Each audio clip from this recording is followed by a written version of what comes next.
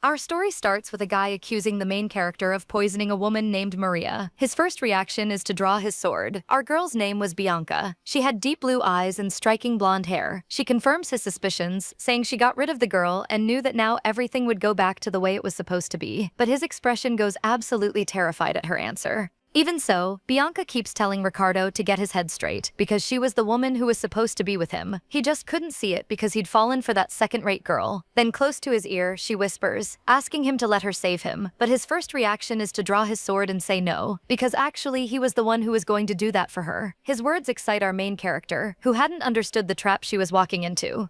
In fact, she believed that her man had finally come back to his senses. She just didn't expect to be brutally struck. Right in her throat, she tried to scream, asking what he had done. While Ricardo's blade dripped with her blood, she coughed desperately, while the cold young man explained that he would kill her so she would never commit another sin, without the slightest pity, watching that girl on her knees in front of him. Then he declares that, as her former fiancé, he was offering her salvation. That's what was written on the pages of that cursed book, which predicted the main character's future. Bianca throws the book across the room. She couldn't believe any of this was real, and her scream was so loud that one of the maids rushed in, worried, with no idea what was happening. But she was quickly shooed away by Bianca, who had zero patience to deal with anyone at that moment. She was grinding her teeth from sheer nerves, wondering what kind of book this even was. She had bought it thinking it was just a regular history book, and the only reason that particular work had caught her attention was that the main character shared the same name as her fiancé, Ricardo. But then our girl got hooked, because her own name showed up in it too. The only daughter of the Splendor Empire, of the Marquess and Marquioness of Crawford, Bianca Crawford. She even thought she was going to be the female lead.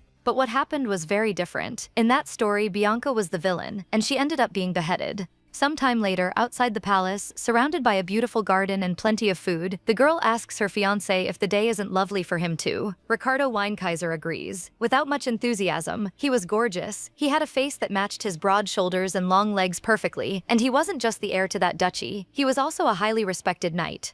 So it wasn't an exaggeration to say he was the perfect man, and Bianca watched him carefully while she sipped her tea, thinking about how she also loved his deep voice, along with everything else. But the big problem was that he was the main character in that cursed book. Of course it made total sense that a man like that would be the lead. Of course Bianca wasn't far behind. Even though her family wasn't exactly on the same level as the Weinkaiser Duchy, she still came from a very prestigious lineage. Not to mention, she was recognized as one of the most beautiful women in the empire. But even so, Bianca wasn't the lead in the book. No, the lead was Maria, and that wouldn't leave our girl's head. She was on the other end of the rope compared to Bianca. She was Ricardo's love interest and came from a poor background, living in the rural areas of the kingdom. The main character could admit that the redhead was somewhat pretty, but she had absolutely no sense of culture or sophistication, so Bianca wasn't going to give in, especially not for a woman she hadn't even seen or heard of yet in real life. Back to Ricardo, our girl knew he had never treated her with much warmth, but he also didn't look at her with contempt or showed that he hated her. He was just a calm person, like a perfectly still lake.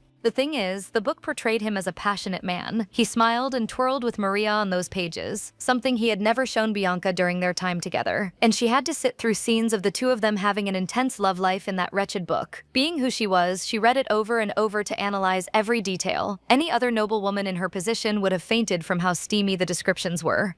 She didn't even notice she had lost herself in thought until her fiancé asked if she was okay because she looked awkward. And the girl tries to play it off, saying it was nothing. But she quickly gave in to curiosity and said she had a question. She wanted to know under what circumstances her future husband would kill someone. He answers without thinking twice, probably during a war. Of course, he was a veteran knight who had already fought in 2 wars, but Bianca pushes, wanting to know what other scenario would make him do it. That was a strange question. And the guy asked why she wanted to know something like that. She couldn't explain that it was because in the book he had killed her outside of a war. As she flipped through the pages, Bianca couldn't accept the fact that Ricardo had abandoned her, and that only proved how big her love was. Because of her jealousy, Bianca had directed all her anger at Maria, and ultimately took her life. She would do anything just to win back her fiancé's love. Realizing that the conversation wasn't going anywhere and that she was just getting more tangled up, she asked him to forget it. But that's exactly when Ricardo decided to speak up and reveal that he would only kill someone if that person hurt someone he cared deeply about. His words are enough to bring back the terrible image of him murdering her in the book. She swallows hard, not knowing what to say, while her fiancé stands up from the table, commenting that she was acting very strangely that day. She had been flushed earlier, but now she looked as white as a ghost. That makes her eyes go wide. Was he actually worried about her? The same Ricardo who was so cold and distant every day? Could it be that he was finally going to start acting with the burning passion shown in the book? Of course that didn't happen. In fact, the guy just walked past her, leaving her there, and said she should lie down and rest a bit. Deep down, our girl knew that would never happen in real life. That engagement was a simple arrangement between their families. Nothing more, nothing less. So, worn out, Bianca agrees she should rest and wishes him a good trip. Later, she went to her city's bookstore looking for answers, but had to hear from the owner that they didn't sell the book she despised so much. The main character was even outraged. She had no idea what that old man was talking about. She had bought the book there 3 days ago. He had even sold it to her himself. But the man denies it again, explaining he had never seen that book before. It didn't even have the bookstore's stamp on the cover, and he shakes one of the books they sold there right in front of her face. He explains that when he bought a book from there, they marked it by removing a label, so no one could trick them by claiming they bought those books somewhere else. On top of that, he adds that he had been selling books for 40 years and had never seen a title like that on any cover. History books usually had the name of their publishing house in the title, and romance novels didn't sell unless they had catchy titles like How a Slave Brought a Modest Woman to Tears. That title actually caught our girl's attention quite a bit. It was an intriguing idea to think of a romance with a slave and a noblewoman, but she had to focus. So she went back to the subject, asking if there was really no way he had sold that to her, and again the man says no. Threatening, the main character makes it clear that if this was a lie, she would make him pay with his life. But he explains he would never do something like that. Since she could see the argument was going nowhere, she decides to make a suggestion. He should come up with a new label system. After all, someone could just steal one of the books, remove the label, and insist they bought it there. Something the man knew was true. So the main character suggested that instead of removing part of the label, it would be better to put a marking on it, something that couldn't be copied by thieves. And it seemed like a great idea. She finally turns away, leaving the man grateful, even though the situation with the book hadn't been resolved. When she got home, the woman put that cursed book on the shelf carefully. She was exhausted. She had spent the last few days completely fixated on that book nonstop, but she didn't even have time to think about that because she heard knocking at her door. It was the maid, carrying some clothes, explaining that Mr. Wensbury was getting ready for the charity dinner they were hosting that day, so she had come to help her get dressed. The maid was combing her hair while Bianca gets lost in her own thoughts. She just needed to forget about that book and live her life. It's not like the story was even that good anyway. She knew there was no way a knight like Mr. Wensbury could have a child outside of marriage. And why would Ricardo leave her just to fall for a bastard girl? That made no sense at all. All she had to do was look at herself. She was perfect. Any man's dream. Our girl was almost done getting ready when her maid brought a pair of shoes saying it was time to put them on. They were white shoes with little flowers on the toe, but Bianca coldly asked if the girl was really sure those shoes matched her dress, leaving the maid flustered. Then the main character started, "This red dress goes with these corsage shoes?" The poor girl didn't know what to do. She had made a mistake without even realizing it, but she could tell that Bianca seemed furious just at the suggestion. While the main character wondered if that kid had the slightest sense of what beauty even was, still there must have been some reason she recommended those shoes to go with such a sophisticated dress. Nervously, the two maids started apologizing, saying they didn't mean to cause her any trouble or anything, which surprised the girl a little because to her it was just a simple question. So she sighs and tells them to drop it and bring a pair of black shoes. She knew her maids were afraid of her. She wasn't oblivious, and she hadn't made much effort to get close to them either, because it was easier for the main character to have employees who were always on their toes than good friends. Finally, they headed downstairs for dinner, and Mr. Wensbury was commenting while drinking about how he once defeated 33 men on the battlefield all by himself, with no help from anyone. It was incredibly boring, and our girl couldn't believe she spent 3 hours getting ready for this nonsense of a gathering. But since she had to keep up appearances, she laughed and said Wensbury's stories were always very interesting, which made the nobleman laugh even more, saying that was going to go straight to his head, since it wasn't every day he got compliments from a young lady as beautiful as her.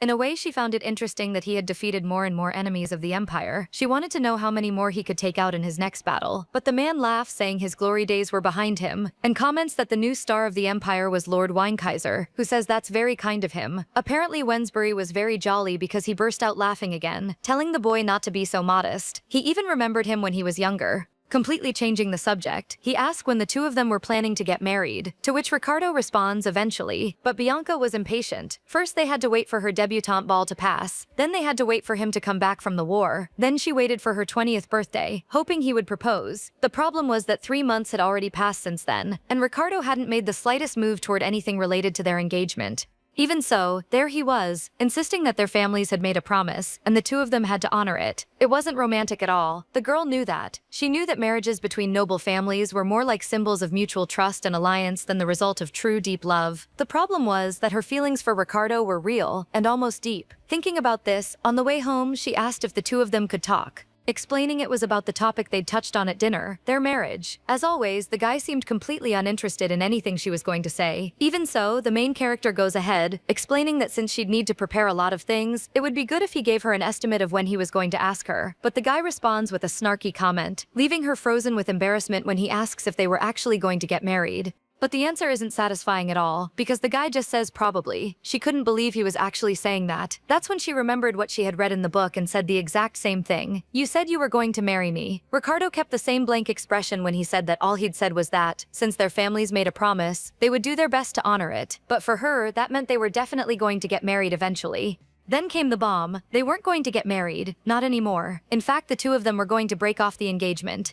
Bianca was going crazy. She had read that in the book just recently, but there was no way that nightmare was actually going to come true. That's when she decided to use something she'd read to her advantage. She asked if he remembered a dog he raised when he was a little kid, and just the fact that she knew about it left him intrigued. He asks who told the main character that, but that didn't matter right now. In the book, when Ricardo saw Maria look at him with unconditional trust, he was reminded of that dog, which was the first living creature the boy had been able to truly trust and love. Now she was echoing that scene, commenting that if the two of them were going to live together, it would be nice if they could adopt a dog of the same breed, just like Maria had originally suggested in the book. And exactly like in the book, Ricardo responded that he refused to do something like that because no other dog could ever replace his, adding that she shouldn't try to replace anyone. The woman rushed into her room in a panic, absolutely furious, and grabbed the book from the shelf quickly, flipping through the pages while cursing that work she held in her hands. Could this thing actually be a prophecy? How could she be the villain? That was impossible. There was no way. She felt ridiculous, so she decided to put an end to it once and for all. She was going to rip the whole book apart, page by page if needed. The problem was that no matter how hard she pulled, nothing happened.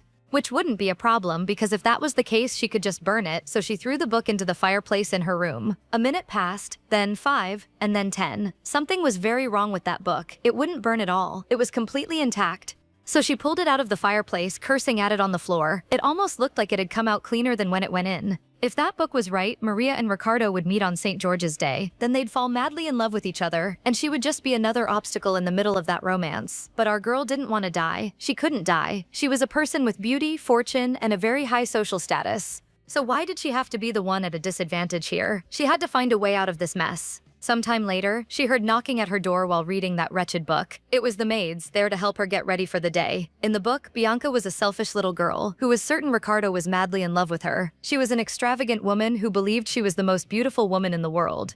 A villain who verbally abused people, mistreated anyone below her on the social ladder, and insisted she was always right. She had to find a way to change her image. So when the maid asked what she'd like to wear, she just said it didn't matter. And for her hair, just a simple comb through, nothing fancy needed. While being dressed, she wondered how a nice girl like her could be treated like a villain. And besides, it wasn't her fault she was the most beautiful person there, right? The main character chose her sapphire jewelry set for that day, while questioning what was wrong with spending her own money on things she liked. It was strange, there was no reason for the book to distort obvious facts. Finally, a question broke her trance. What shoes would she like to wear that day? Shoes. She referred directly to the maid from the previous day, pointing to the white heels and asking if she hadn't liked them yesterday. The poor girl panicked immediately, apologizing over and over, saying her mom had just died and her brother was hurt, and she couldn't get fired because otherwise everyone would starve. But Bianca hadn't even asked any of that. The maid was crying, explaining how her family of 7 people would die of hunger if she got fired. When she finally heard her mistress's voice saying she'd like to wear that pair that day, after putting them on, Bianca asked what the girl's name was, and she introduced herself as Panya Risoldi. Friendly, Bianca comments that since she helped her pick a great pair of shoes, she could ask the butler to give her a silver coin, which left the girl extremely grateful for the kindness. Speaking of the butler, the woman orders the girls to ask him to come to her room, and she stares at that book that couldn't be destroyed, even though she really wanted that.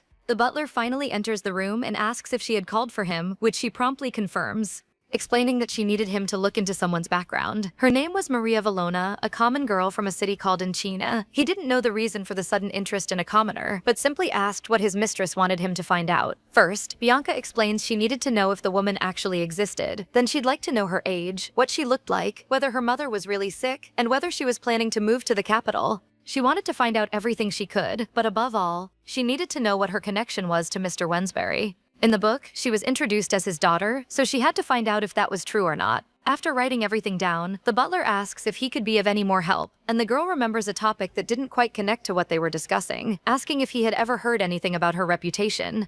To which he responds that her reputation was simply wonderful. She wasn't just known for being a beautiful woman, she had an elegance and wisdom that perfectly matched that beauty. She was the flower of the Splendor Empire in high society. But the main character cuts him off, explaining that wasn't what she was talking about. She wanted to know about her personality, what her servants actually thought of her behind her back. That was going to be a bit more complicated.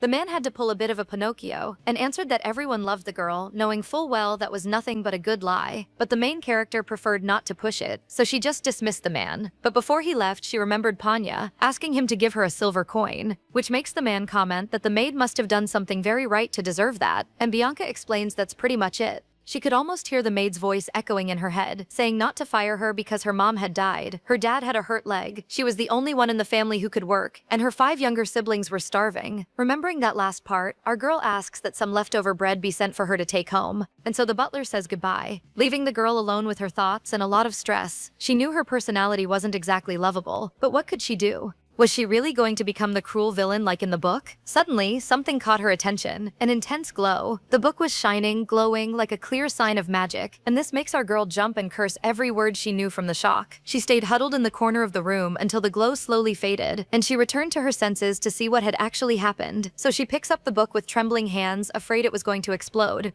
But it opened on its own, flipping through the pages quickly, and showing her something she didn't know was possible. The story had changed. Originally, the book ended with a scene of Ricardo and Maria sharing a passionate kiss after Bianca's death. But now it only showed what happened after the ending. The last page said that not even grass grew near the villain's grave. But while everyone in society avoided that place, thinking it was cursed, one maid, someone Bianca had shown kindness to, left a flower on top of her tombstone. The main character couldn't believe that had actually happened. She knew that the woman now mentioned there was probably Panya. She had never been very kind to any maid before. They were her servants, so she figured she just needed to pay them for their work. At least she thought their relationship was limited to that. But now with that change, she wondered if she had been wrong. Her heart was racing when she realized the story had actually changed. Just because she did something she had never done before, that's when she understood what she needed to do. She rings her bell to call Panya, who asks what Bianca wants, and she responds she needs the carriage prepared. When asked where she's going, the main character answered that she had to go to a nearby orphanage, leaving the poor girl even more confused. But there was no time to explain. It was time for Bianca to do her good deeds, so she asked her to also bring her checkbook and as much cash as possible. After all, no villain ever did good deeds. The trip wasn't very long and they finally arrived. When she stepped out of the carriage, Bianca noticed the place was much better than she expected, while the maid, worried, asked if she was sure about what she was doing, which left our girl a bit confused. But the girl explains she thought her mistress hated going to those dirty, poor places like that. Even though the building didn't look that dirty in the main character's eyes, suddenly the two of them were called by a third person who wanted to know who they were. 2 kids, asking if they were looking for someone specific. The younger one was hiding behind the older one's clothes, a little scared, but Panya approaches the 2 of them carefully and explains that this was Lady Bianca Crawford and she wanted to speak with the director of the orphanage. So the older one runs inside screaming for the director, but our girl asks if they shouldn't just go in, since the director was right inside. But the maid says the least the director could do was come out and greet her. She glances at something from the corner of her eye, realizing that the smaller girl had been staring at her the whole time. Carefully, the little one excuses herself, getting the woman's attention, and asks if she was a princess, eyes sparkling.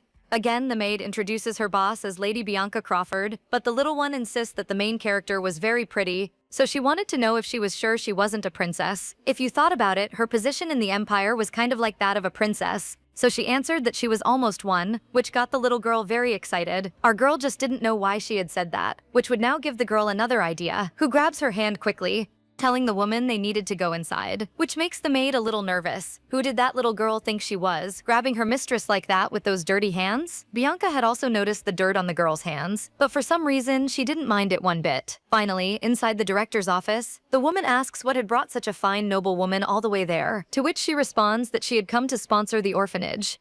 Something that completely shocks Lean, who only now noticed Lala's presence there. Of course that would be a huge help, but the news had come so suddenly that she barely knew what to say. However, Bianca explains she wanted something in return. She needed her to spread the word about the fact that she was sponsoring the orphanage. Her request was a bit unusual, and left the woman a little confused. Out of patience for having to explain herself, the main character says she should just tell people she was giving money to the orphanage. It didn't matter if she did it through the kids or put up some posters around the place. Lala was admiring her like she had walked right out of a fairy tale in the middle of all this. All she needed to do was improve her public image. She needed to show everyone she was a good person and not just some book villain. And becoming a sponsor for a charity institution was the best way to do that. Even if the request seemed extremely selfish, Lean made it clear she would do it. With everything settled, it was time for the woman to write and sign the check. After the formalities were done, she stood up to leave, watching Lean thank her with tears in her eyes for the charity. That was more than enough to cover the renovations they needed to make and even buy new clothes for the kids.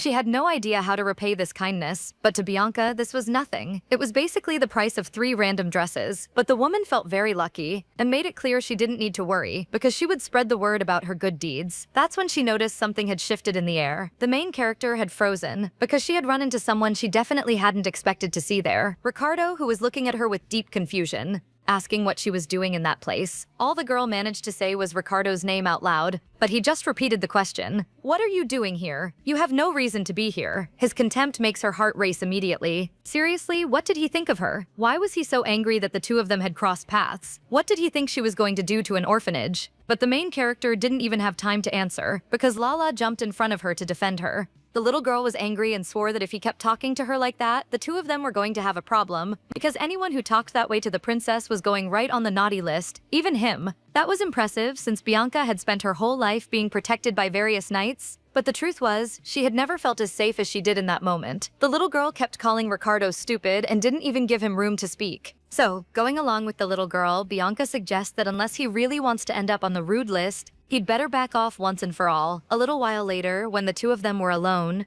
the guy apologized and explained he had thought Bianca was following him. She pretended not to care, but deep down she thought a future duke shouldn't apologize so easily. But Ricardo couldn't let go of the question of why Bianca had suddenly started helping the orphanage, since he had thought the Crawford family had no interest in doing charity work. But the girl pushed back, explaining that this had been a personal decision, one of her new interests, which was still a surprise even then.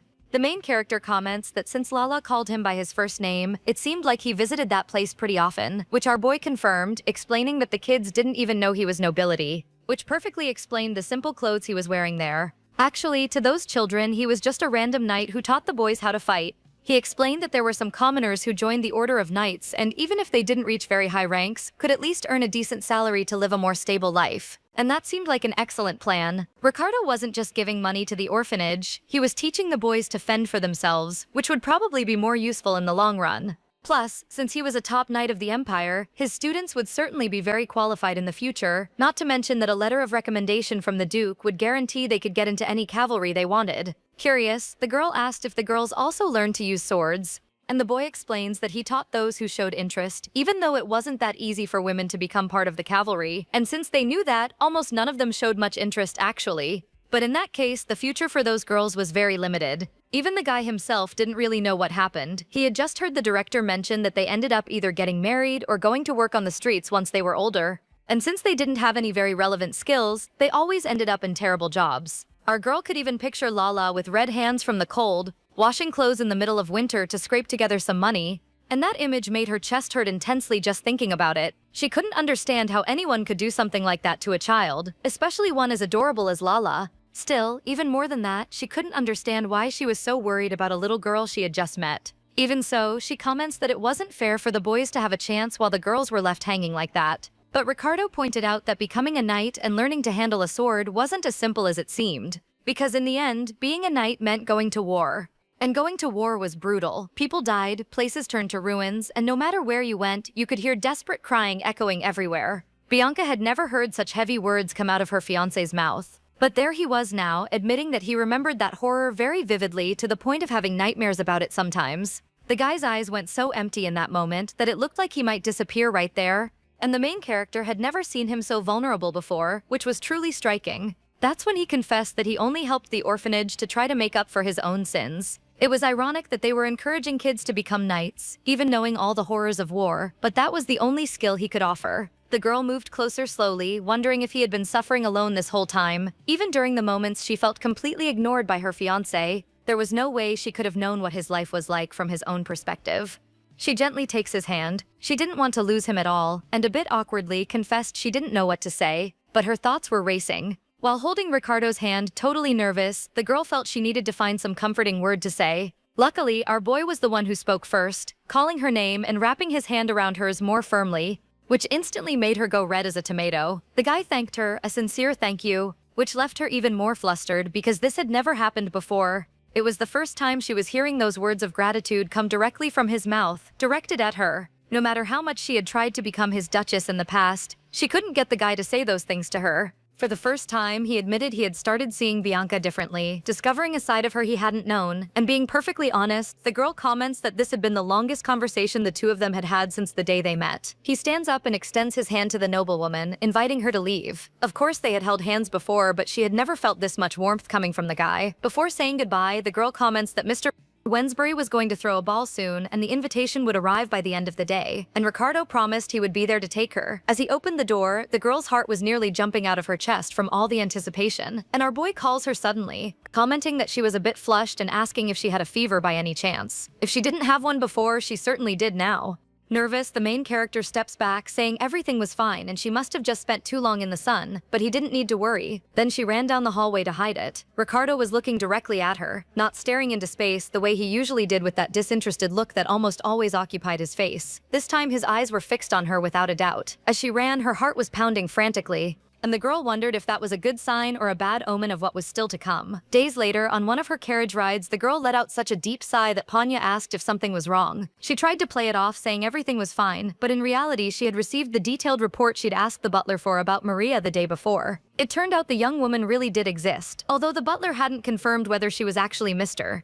Wensbury's daughter or not. The girl lived with her sick mother and everything matched exactly what was written in the book. She also found out that Mr. Wensbury had gone to the city of Enchine to recover from a war wound when he was younger, and the woman who took care of him was Maria's mother. Everything was playing out just like it was in the book. And since that seemed to be the case, the rest of it had to be true too. This was driving her crazy.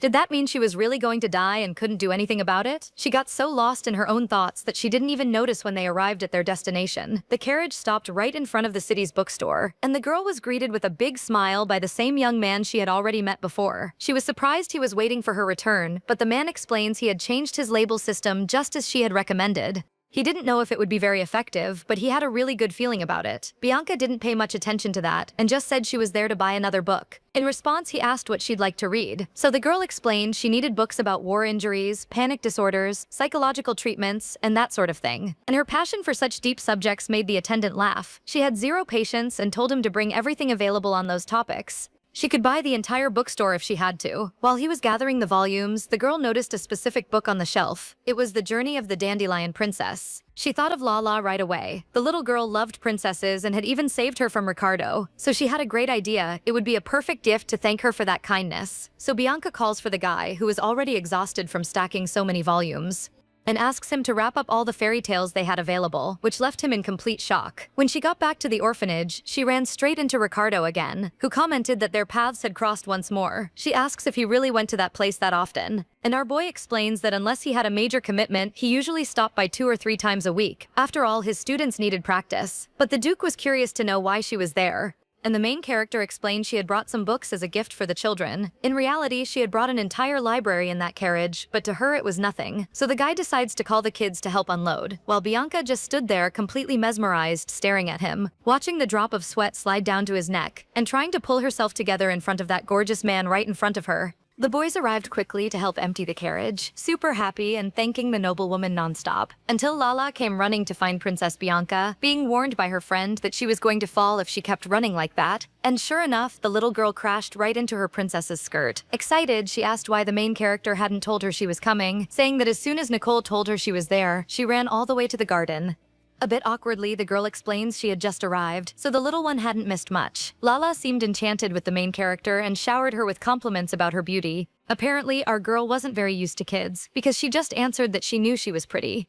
A small laugh from Ricardo caught her attention right away. She had no idea what he found so funny about that, but she didn't get to think about it much because the little girl pulled her attention back and whispered that if Ricardo ever tried to mess with her again, she just had to say so. She'd put him back on the naughty list. Curious, the girl asks if Lala really thought our boy was scared of her because the little girl was so cute, but the little one explained she was super scary and could even prove it, growling like a ferocious lion right in front of her, which only made the whole thing even more adorable. Looking at that scene, Bianca didn't know whether to lie and say she was scared or admit that it was the cutest thing she'd ever seen. It was impressively adorable how cute that little girl could be. She asked what the princess thought. Was she really scared? But before she could answer, Ricardo picked the little girl up, tickling her and saying he was saving the main character from the scary tiger there, before telling the little one to stop bothering the princess. But Lala didn't think she was doing that. She was just keeping her safe. Meanwhile, our girl was just standing there, mesmerized, watching him play so gently with that little girl. The guy comments that the princess was lucky to have Lala around to protect her, and then extended his hand to Bianca, who went completely red immediately, accepting the guy's help getting up.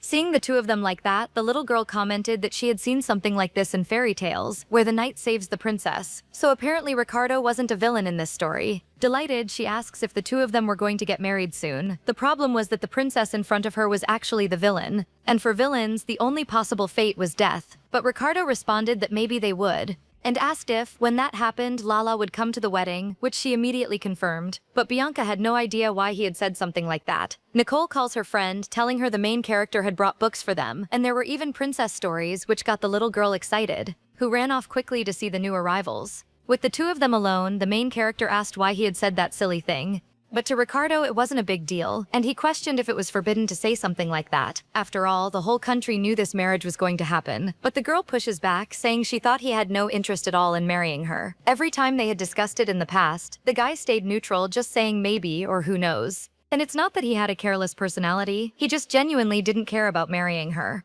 But now there he was, with a smile on his face, saying that to children. What could have changed in the meantime? Ricardo finally speaks up, saying he wasn't very interested in the subject. But he also never said he wasn't going to keep his engagement promise. Bianca was about to explode with rage, wanting to know who he thought he was talking so casually like that. The boy repeats what he had said, "I never said I wouldn't marry you."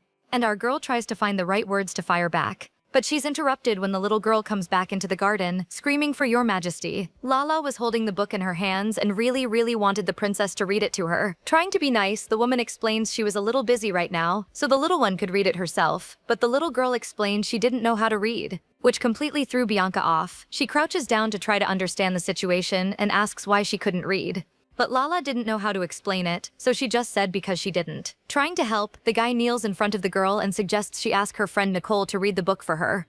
But the little one explains she really wanted the princess to read it, so he promises that Bianca would read it to her later. After all, she was a good girl and knew how to wait. Finally, the little girl runs off inside, yelling for Nicole. And now that they were alone, Ricardo takes the opportunity to explain that most of the children didn't learn to read until they were older. After all, there was nobody there to teach them. Naively, Bianca asked why the nannies didn't do that, or a private tutor, but of course that was completely out of reach for most people. The guy decides to give his possible fiancée a reality check, explaining that most children were raised by their mothers or just grew up on their own, including orphans like Lala, who learned to read even later, and some never did at all. Our girl wasn't going to let Lala grow up like that. She was such a cute and sweet child.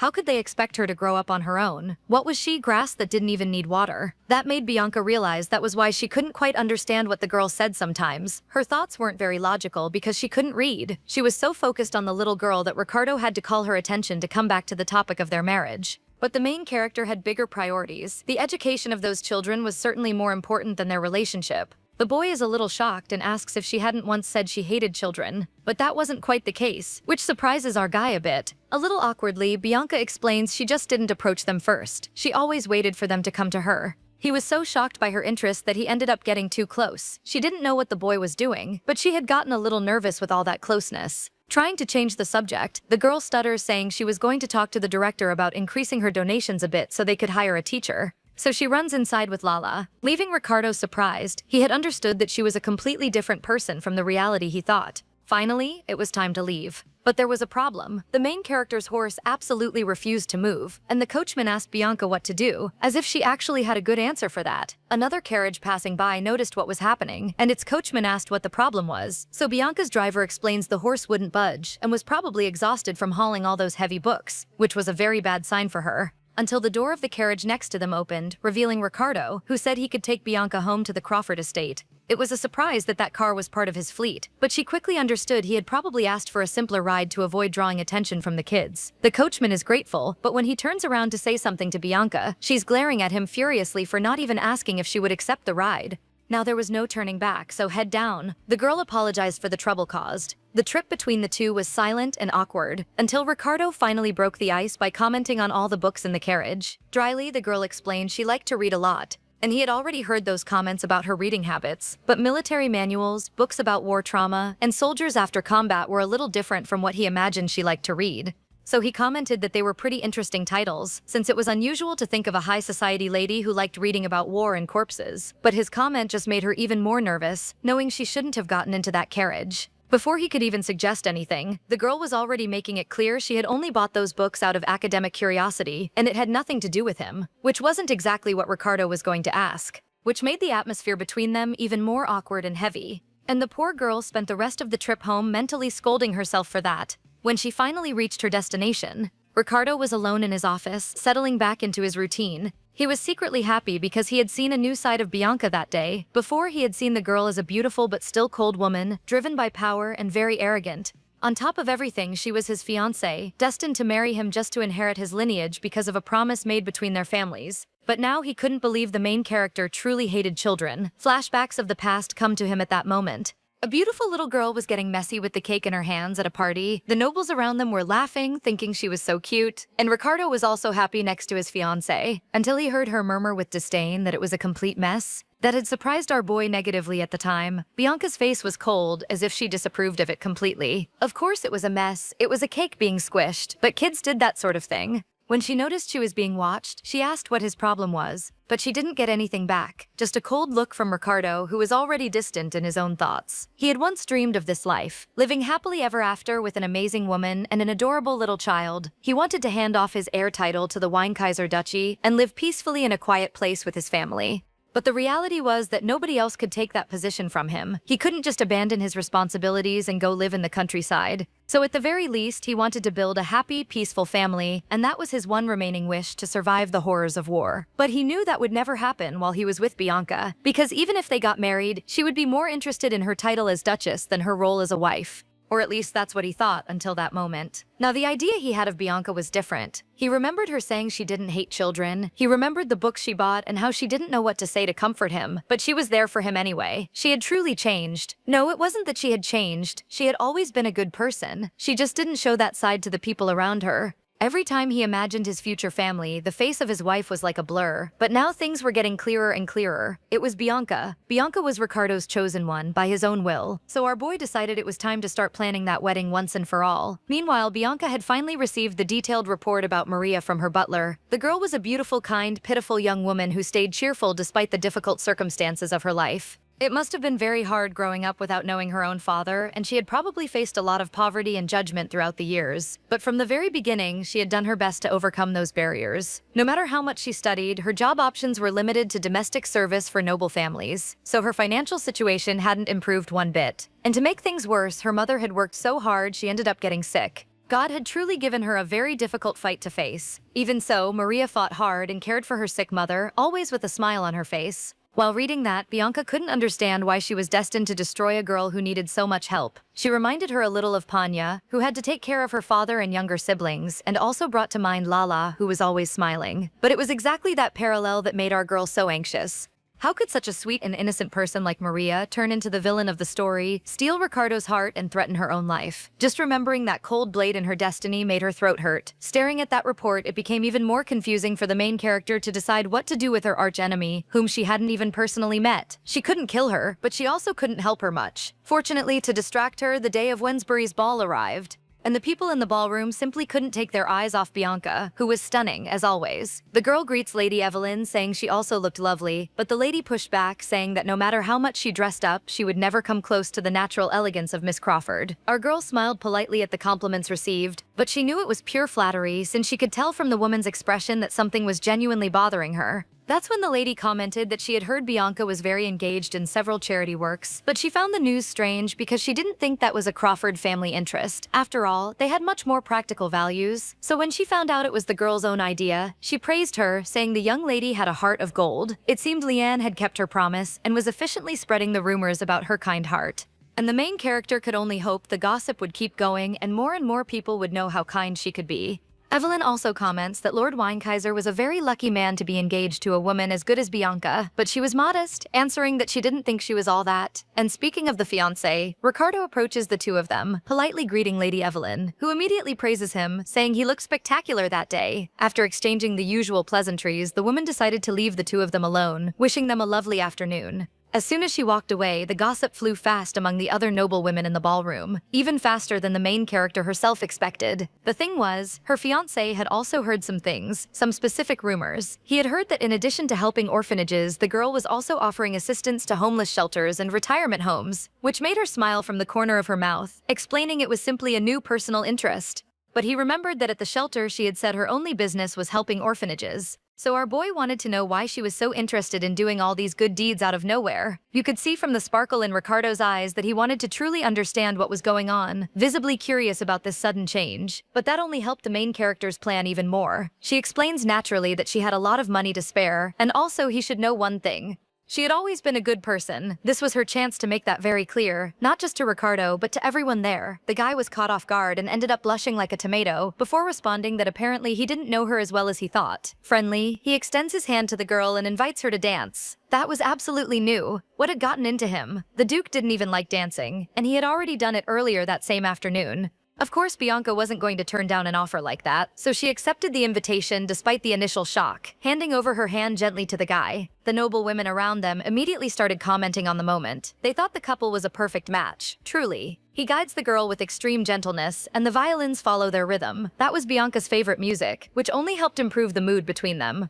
They begin to spin around the ballroom in an engaging dance, even if it was a very rehearsed step. Even so, all that was going through the main character's mind was that she needed to find out more about Maria. And for that, she had to talk to Mr. Wensbury, but she had no idea where to start. It's not like she could just walk up to him and ask, "Hi, did you ever get involved with a servant girl from the city of Incheon back in the day? Do you have an illegitimate daughter?" Ricardo noticed she was distant and asked what she was thinking about so intensely. A little awkwardly, she explained it was just random things about life. So the guy asked if she shouldn't be focused on her partner while they were dancing in the ballroom. Our girl had no idea why now, all of a sudden, her fiancé was making such a point of having her attention. She couldn't even remember the last time they had danced, and he looked into her eyes as if the two of them were truly in love, since Ricardo always stared into space. But he was definitely looking right into her eyes at that moment. It was very different behavior from the Ricardo she knew and was used to. The two of them looked at each other with a surreal magnetism, and the girl felt herself blushing more than ever. Suddenly, he whispers her name very close to her ear, pulling her closer by the waist, and the two continue in that incredible dance that left her completely hypnotized. Then murmuring in her ear with his head almost resting against her chest, Ricardo comments that she looked beautiful that day. An unexpected compliment that managed to leave her even more flustered. That is to say, this man who had looked down on her just a little while ago, this gorgeous, imposing man had just complimented her like that, out of nowhere. When the dance finally ended, the nobles around them applauded the two of them, since it was truly a lovely scene to see. But the girl quickly made up some excuse about touching up her makeup and ran off, leaving the poor guy standing alone in the middle of the ballroom, completely at a loss. As soon as she reached the bathroom, she found herself completely worked up, trying every way possible to understand what had gotten into him to act like that. Could she have looked so beautiful that day that he finally realized he should fall for her? No, that was simply impossible and made absolutely no sense. They had been theoretically engaged for 10 years, and in every single one of those moments, she had presented herself the same way, gorgeous. So Ricardo would never just fall for her like that, out of nowhere. The Duke had probably just made a mistake when he said those sweet things. Our girl was already heading back to the main ballroom when she heard someone calling her. She knew that voice very well. She found it extremely annoying. Maybe there was still time for her to run and disappear into the crowd. Or at least that's what she thought, because a heavy hand soon landed on her shoulder. And a guy with pink hair, wearing a friendly smile, asked her not to ignore him because he'd be hurt. After all, it had been quite a while since the two of them had last seen each other. There was no mistaking that man. The pink hair and violet eyes were characteristics exclusive to the royal family of the Splendor Empire. Formally, the girl greets Asselblanc Cardegento, the royal prince, but he insisted she didn't need so much formality and that she could just call him by his first name. But the girl explains she would never dare do that, even though he pushes back by saying Bianca never had a problem with that closeness before. So he insists she just call him Assel. Even so, our main character holds her ground, asking how she could help your royal highness. That man was truly annoying and kept insisting on the name thing. Luckily, Bianca also knew how to be stubborn and made it clear she wasn't going to do it. She was already ready to turn away, saying that if there was nothing else to discuss, she'd better go. But he asked her to wait a bit longer. The nobleman didn't know what else to do to break through her walls, and she, for her part, just hoped the two of them would go their separate ways as quickly as possible. So extending his hand to her with a smile, he had an idea. What if the two of them danced together? The main character had to admit he was good with words, and knew this was just a flimsy excuse. But the truth was, you don't say no to a future king, so she didn't have much of a choice. But just as the main character was about to accept the invitation, a firm voice echoed behind the two of them calling her name. It was Ricardo, who greeted His Royal Highness without showing much enthusiasm, until the Duke fixed his gaze on a specific detail. His fiancée's hand was almost touching the prince's hand. Our boy gave a quick bow and Assel asked him to stand up. He didn't need to be so stiff. In fact, it had been a good while since the two of them had crossed paths. But the tension between them was perfectly noticeable. With an uncomfortable silence settled among the three of them, Assel asks if that's all, and Ricardo simply confirms it, prompting the heir to comment that the Duke hadn't changed one bit. So the prince turns to Bianca, suggesting the two of them head straight to the ballroom. However, Ricardo placed his own hand over his fiancée's fingers right at that moment, and apologized for the interruption, before firmly holding his partner, making it clear that Bianca was his companion that evening. That was a huge surprise. Usually the guy didn't act with that much jealousy or possessiveness. The girl was loving that scene behind the scenes, and kept looking back and forth between the Duke and the prince, curious to see where it was going to end. Assel laughs from the corner of his mouth, saying he knew that after all, they had been partners since the engagement was set, and everyone in every social circle in Splendor knew about that arrangement. Coldly, Ricardo comments that since he already knew that, there was nothing more that needed to be explained because Bianca was going to dance with him now, something that leaves the girl a little caught in the crossfire. With an unbearable smile on his face, the pink-haired guy asks if they hadn't already danced, which the Duke promptly confirms without bothering to explain much. So Assel argues that by Splendor's customs, everyone could dance with whoever they wanted, after granting the first dance to their official partner, asking if the circumstances had changed. But that wasn't quite the case. The Duke simply explains that since the main character was his partner, the preference was entirely his, which leaves the prince somewhat offended. The nobleman details that he didn't have much time to attend these parties outside of the imperial ball, but had managed to find a gap that day and wanted the guy to be a little more flexible. But Ricardo kept his hard expression and stared down the prince with pure disdain. Meanwhile, the heir looked like a spoiled child, insisting on dancing with Bianca and claiming that they had agreed before his rival showed up. He even turns to the girl, hoping she'll finally take his hand. However, the atmosphere in the hallway got really heavy, and Ricardo pointed out that it didn't seem like the main character had actually accepted the invitation.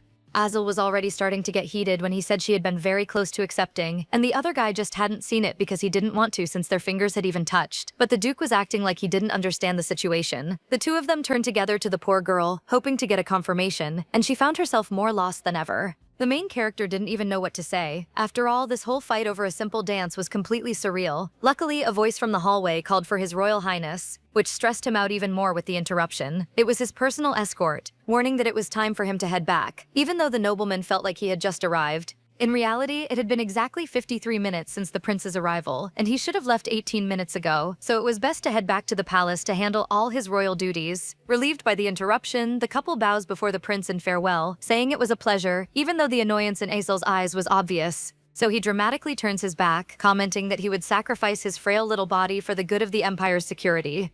Honestly, that assistant had saved the day, and Bianca finally felt like she could breathe properly again. Now that they were alone, Ricardo smiled gently as he extended his hand, calling his dear fiancé back to the dance floor. The main character even shuddered at the word fiancé. Since when had our boy started calling her that with such affection? The girl's face was frozen, an expression of confusion, terror, and anxiety all at once. And of course Ricardo noticed, so he called her name to ask if she was all right. Whispering, she asked if the Duke had actually just called her his fiancé. He confirms it, also in a whisper. That was shocking. It had never happened before. And Ricardo said that from now on, he was going to do it often. Had our boy eaten something that had gone bad? Bianca even wondered if the tea she drank at the orphanage hadn't been any good. He didn't get too into it, just asked if she'd grant him one more dance. It was already the third time that night he had asked. Of course the girl accepted, but she couldn't help asking if he was all right, which left him even more confused. And she explains she simply didn't know Ricardo liked dancing so much. To her surprise, the guy answers he didn't really enjoy it that much. So she wanted to understand what the real reason behind all these invitations was. So he reveals that he knew that if he wasn't the one dancing with her, other men certainly would. They were standing way too close, and the main character's heart was pounding when she asked what other men he was talking about. The guy started pointing out 3 guys in the ballroom who had been staring at his fiancée since the moment she walked in. There was Mr. Wensbury's son, a random bodyguard at the party, and a 60-year-old count, which was kind of insulting to even suggest. But she didn't even have time to say anything, because Ricardo was already commenting that the main character was very popular in high society, which was, at the very least, interesting for him to say. When the Duke asked if she had always been this famous, the girl just echoed his comment about his interest, which left him a little confused. That was all she needed to go into complete meltdown. What did he mean, why? She was the most beautiful woman in the Splendor Empire and came from a very influential, wealthy family, and the list of praise just kept growing, so she had plenty of obvious qualities. The penny was finally dropping. Ricardo had never had the slightest interest in her in the past. Never. Confident, but with fury in her eyes, our girl explained that she was the perfect woman, and that was why she was so popular. The Duke asked if she always talked about herself like that, which made her ask if he thought that wasn't the absolute truth. She was fully committed to the conversation now, so she decided to go for it, and made it clear that he was the only person who treated her like she was garbage. That surprises him enormously. There was no way the main character actually thought that about him. Trying to soften the weight of the comment a bit, she explained it wasn't like she was garbage in the middle of the street. It was more like a candy wrapper he carried around in his pocket. The mood between the two of them was obviously terrible and heavy, and the guy asks if Bianca was angry with him. Her smile seemed to hide a deep rage. Even so, the main character insisted she would never be angry with her master, who was kind enough to carry her around in his pocket. She was definitely furious, and she no longer knew how shameless Ricardo could be. She didn't deserve to be treated that way, and she was fully aware of it. She was starting to wonder what had made her want to marry a man who wasn't actually interested in her. And in that moment, she felt almost grateful for having found that cursed book. She was Bianca Crawford after all. She had no reason to put up with this kind of treatment from anyone. When she finally thought about confronting him for real, she was interrupted by the guy's comment that it was the first time he had seen her so stressed. Actually, he was seeing many new sides of Bianca lately. Little did the Duke know that was only the beginning, so she hoped he enjoyed it. But the guy didn't seem resentful. In fact, he was having way too much fun with the situation. He was smiling like a fool, saying it was very entertaining to learn new things about the girl. And that completely destabilized her. Ricardo was actually smiling, a truly bright smile for the first time since they could remember. She was so hypnotized by that scene that the guy had to ask if she was all right. She didn't know how to answer yes or no, because that expression took her back to a place she had forgotten she had been. That tender smile was the same one she had seen on Ricardo's face when he was still a young, innocent boy. A truly pure smile. One day later, the girl went to meet Lord Wensbury, who greeted her with a warm smile on his face. She asks if she had kept him waiting too long because she had tried to leave right on time, but he asks her not to worry. He had arrived early. That was Reynard Wensbury, the only son of Mr. Wensbury and legitimate heir to the Marquess title. It was almost unsettling how similar he was to his own father when the man was younger. People at court even joked that they could swap photos of each other and no one would suspect the switch. But unlike his father, who had once been a renowned and very stubborn knight, Reynard was sweet and obedient. Two sides of the same coin. The girl confesses she had been a little surprised when he called her for a private conversation like that. And that leaves Reynard visibly nervous, prompting him to explain he didn't want to cause any misunderstanding or disrespect the fiancé of Lord Weinekaiser. Seeing all that panic over something like that just made things seem even more suspicious to Bianca. But since she was already there wasn't much to do but listen. So he explains that actually he had wanted to talk to her during the ball, but he'd heard she had left early. Because after that whole situation with Ricardo, it was much better to just go home. Of course, Bianca wasn't going to admit that to the Marquess's son, so she just explained she hadn't been feeling very well that day. Honestly, all she wanted was to forget that night once and for all. Worried, the boy asks if she's okay now, saying he wouldn't have called and asked her to come all the way there if he'd known she was unwell. But she explains she's fine, she had no idea why he was so nervous. It was like a teenager meeting their crush for the first time. Even though he had turned 25 that year, Reynard still didn't have a defined fiancé. He had been engaged before to the daughter of another Marquess, but they had to break off the engagement, and since then he's been single. There was even a strong rumor going around that he had a crush on a Marquess's daughter. Maybe it was his ex-fiancé, whom he still hadn't gotten over. But that wasn't Bianca's concern. She just wanted to know why she was there that particular day. The boy was very disoriented and explained he had something a little embarrassing to tell her. He started rambling, saying that since she was such an exemplary charity figure, he had tried to get past that embarrassment in the hope that she could help. That was quite an inconvenience for the main character. Did he think that just because she had started making donations, she was now open to doing social work for everyone? The boy was tapping his fingers nervously, stumbling over his words, trying to say the right thing. Our girl was already tired of the drawn-out situation, so with a friendly smile, she said that if it was too difficult, they could meet another time. But the guy absolutely wasn't going to let that happen, and said he was going to tell her the truth. Then he started talking about what actually mattered. It turned out there was an illegitimate child in his family. And hearing that makes Bianca's eyes go wide in shock, even though she already knew this perfectly well from the book. The boy quickly clarifies it wasn't his illegitimate child. Honestly, Bianca would have preferred if that were the case, but he explains that apparently his father had been involved with a woman when he was much younger. The girl asked if it was possible that this woman was lying, and of course that had been considered by the family. so they checked the entire background to be absolutely sure. Reinhard tells that when his father was younger, he recovered in a small rural town from a combat wound, and during that time he got close to one of the maids who had taken care of him. When he did the math to see if the child's date of birth matched the period of his father's recovery, he had the uncomfortable certainty that it wasn't a lie. He had also considered the possibility that she could be another man's daughter, of course. But the physical resemblance between the two was undeniable, which left Bianca even more unsettled by the situation. The thing was, his father had already decided what to do about it. He wanted to adopt this illegitimate daughter so she could officially join the family, which meant Riyadh had already personally met Maria. Of course, his mother was completely against the idea, but he knew his father was going to get what he wanted one way or another in the end. She was already in the capital, close enough to destroy everything Bianca had worked for, which wasn't much to begin with. She could hear the boy saying they planned to educate this girl. After all, she probably knew almost nothing about high society. The story was progressing exactly like in the book. Even though it was late, the girl would have a debutante ball and enter high society directly through the influential Wensbury family, but he still had one serious concern in mind.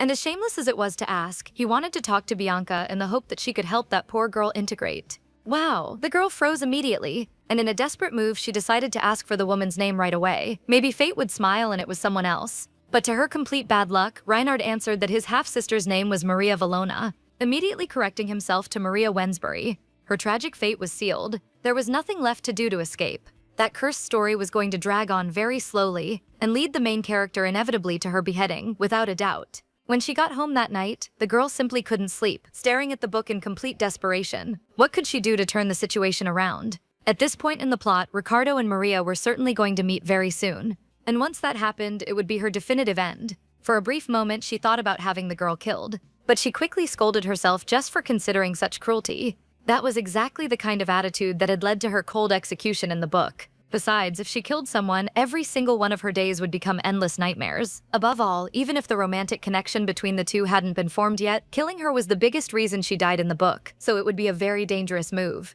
At that moment, she clearly remembered Ricardo's empty gaze when he talked about the horrors of war. Did he remember the people he had taken the lives of every night when he dreamed? Did those people, wherever they were, hold grudges against him and curse him through the night? Following that line of thought, Bianca wondered if, in the original book, Ricardo still had nightmares because he had killed her. The girl drummed her fingers on the book, not quite knowing what to do to change the course of things. There was exactly 1 week left until St. George's Day, which meant the predetermined meeting between Maria and Ricardo, written by the author, was about to happen. She didn't know how, but she had to urgently find a way to prevent her own death. That's when she came up with a great plan of action. She could prevent the two of them from meeting at that festival. If she changed their geographical destinations, they would never fall for each other.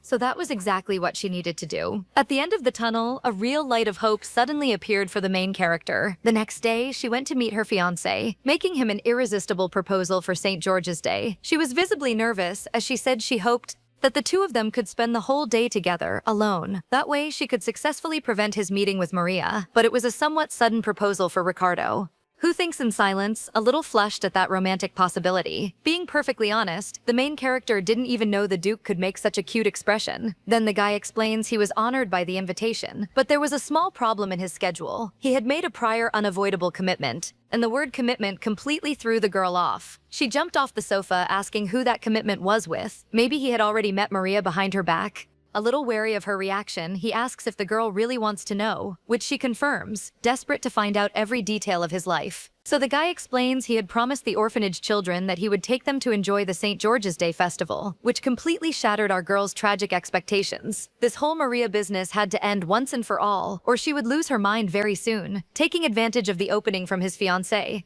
Very nervous about what he was going to suggest, our boy explains he had been thinking about something. Whether the woman might like to come along with them on the festival day. That was complete madness in her head. She could clearly picture herself with Lala on one arm and Ricardo on the other, chatting in the middle of that public chaos. What did all of this even mean? The guy had finally asked her on a real date, but they would be surrounded by pure chaos on all sides. On St. George's Day, a procession took place at the temple to honor that deity. Meanwhile, in the streets of cities and villages, a big festival took over, with all kinds of food and different attractions. But our girl looked completely shocked by the noisy place. She hides behind Ricardo and asks if by any chance a war had broken out there and nobody told her, but the guy explains it was just the local celebration. This was something completely new for Bianca, who watched people shouting and wondered if there shouldn't be more music and if the other people weren't supposed to actually be having fun. After all, nobody had told Bianca the event would be this chaotic. There were even kids crying in the middle of the street. Her attention was grabbed by Lala, who tugged her arm insistently and asked what she was waiting for. It was time to have fun. The poor girl was in total despair and even tried to argue with the little girl,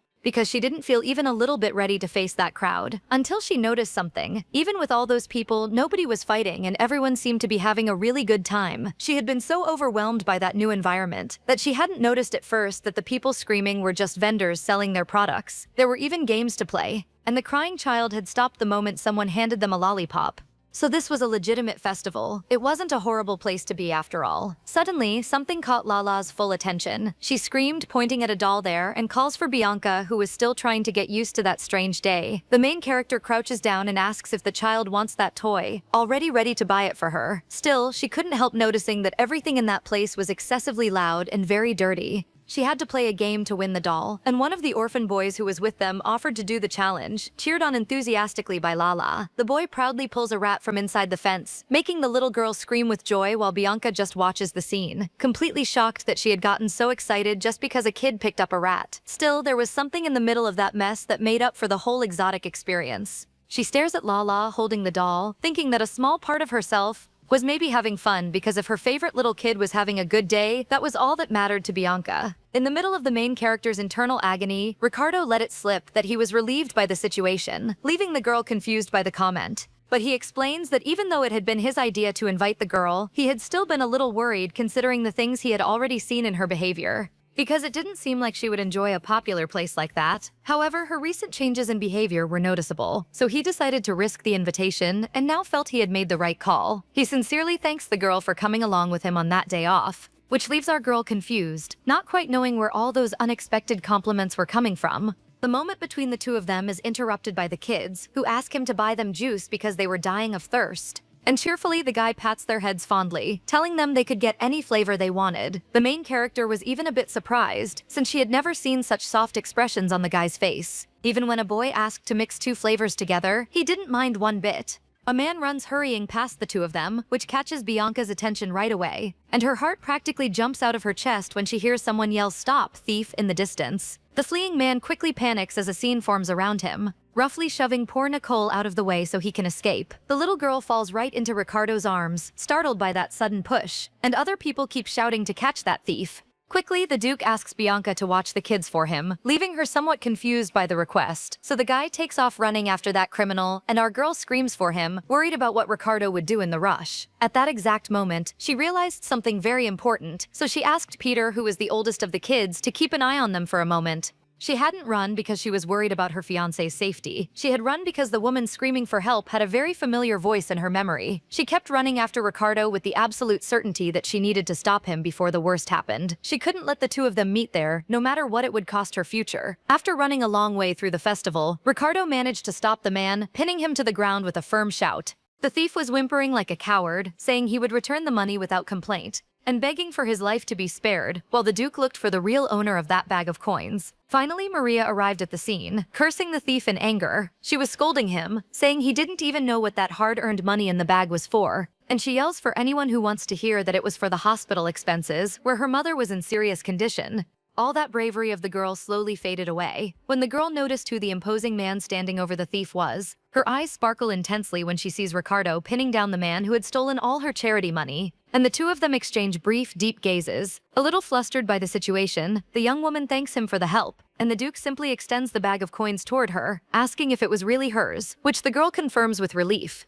thanking him again. But before that sum could reach Maria's hands, the guy pulls the bag of coins back, asking if she had real proof that that money was actually hers, which leaves the girl completely in disbelief at the suspicion. But Ricardo didn't want excuses. He wanted real evidence that that money was hers, even though the girl was offended at being accused of lying in public. Bianca had finally found the two of them in the middle of the festival. She had read these lines so many times in the script that she had memorized the entire dialogue. They were saying exactly what was in the book, word for word. Ricardo keeps insisting on the check, saying he needed to confirm that bag belonged to the girl. He didn't want to give it to the wrong person. Apparently, the natural course of things couldn't be changed easily, no matter how hard Bianca tried to intervene. A little tired of the interrogation, Maria explains her name was properly embroidered on the bag because her mother had done it for her with love. The guy asks what her full name is, and Maria finally introduces herself to both of them without using any noble surname. He repeats the girl's name slowly, and Bianca was already certain the two of them were going to fall madly in love from that very moment. Even as she wondered if, even after the romantic connection between the two formed, Ricardo would end up slicing her throat at the end of the story. Apparently, there was nothing she could do to change the plot from the start, and now she was right there watching Maria ask what her fiancé's name was. Our boy was just about to answer when he noticed something strange from the corner of his eye. Bianca, who was crying compulsively right in front of him because she had the uncomfortable certainty of her own tragic fate. She knew that no matter how much she read or how hard she tried, the end of her life was going to remain the same tragically. She couldn't breathe, she couldn't even think straight, so she just had to get out of there, and so she did, running off with no direction, making Ricardo scream her name desperately, begging her not to go. But he couldn't just let the thief go in the middle of the crowd, so he was stuck in place. Even so, he really needed to know why his future fiancée was crying like that in the middle of the street. In fact, she had shown him many new sides of herself that festival day. For example, she had shown a confused expression when she first saw all that crowd, but shortly after, her reaction was completely happy. Not to mention how radiant she looked when she gave the doll as a present to Lala. Even if it was a strange reaction by her standards, he didn't hate what he saw, but he didn't want to see his girl cry under any circumstances. He was snapped out of his thoughts when Maria insisted he tell her his name. She wanted to know who to thank for recovering her money.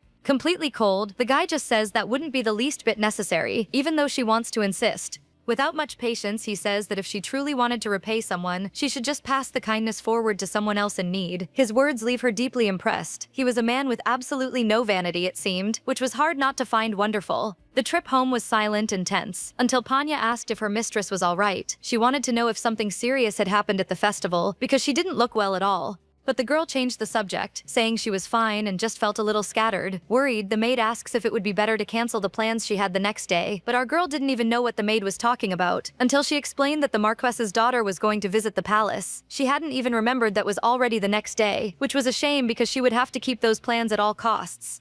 And Bianca insists she'd be fine. The maid didn't need to worry so much. The next day, in her magnificent palace, a grand and elegant afternoon tea was served for the guest, who arrived introducing herself as Maria Valona, then immediately corrected herself awkwardly to Maria Wensbury. Without much enthusiasm, the main character asked Maria to sit down. She had to admit the girl had made an effort to get dressed for the occasion, but her hair was a complete mess. She also had a pretty face, she just looked a bit all over the place overall. Even so, her expression was full of life. Her eyes were full of energy, and she had a smile that looked like that of a completely innocent child. Bianca, on the other hand, didn't have any of those sweet characteristics, not even if she tried. She goes wide-eyed when the girl suddenly comments that Lord Wensbury had said very good things about her, and she confirms they were specifically talking about Reinhard. Something the girl confirms, saying he talked about Bianca all the time, and his father, Mr. Wensbury, too. They said she was a true lady that she should look up to as an example of conduct. If the main character stopped to think for a moment, that was actually her only strong point, becoming a perfect noblewoman and a very elegant duchess. But all her dreams could go down the drain because of that naive little girl.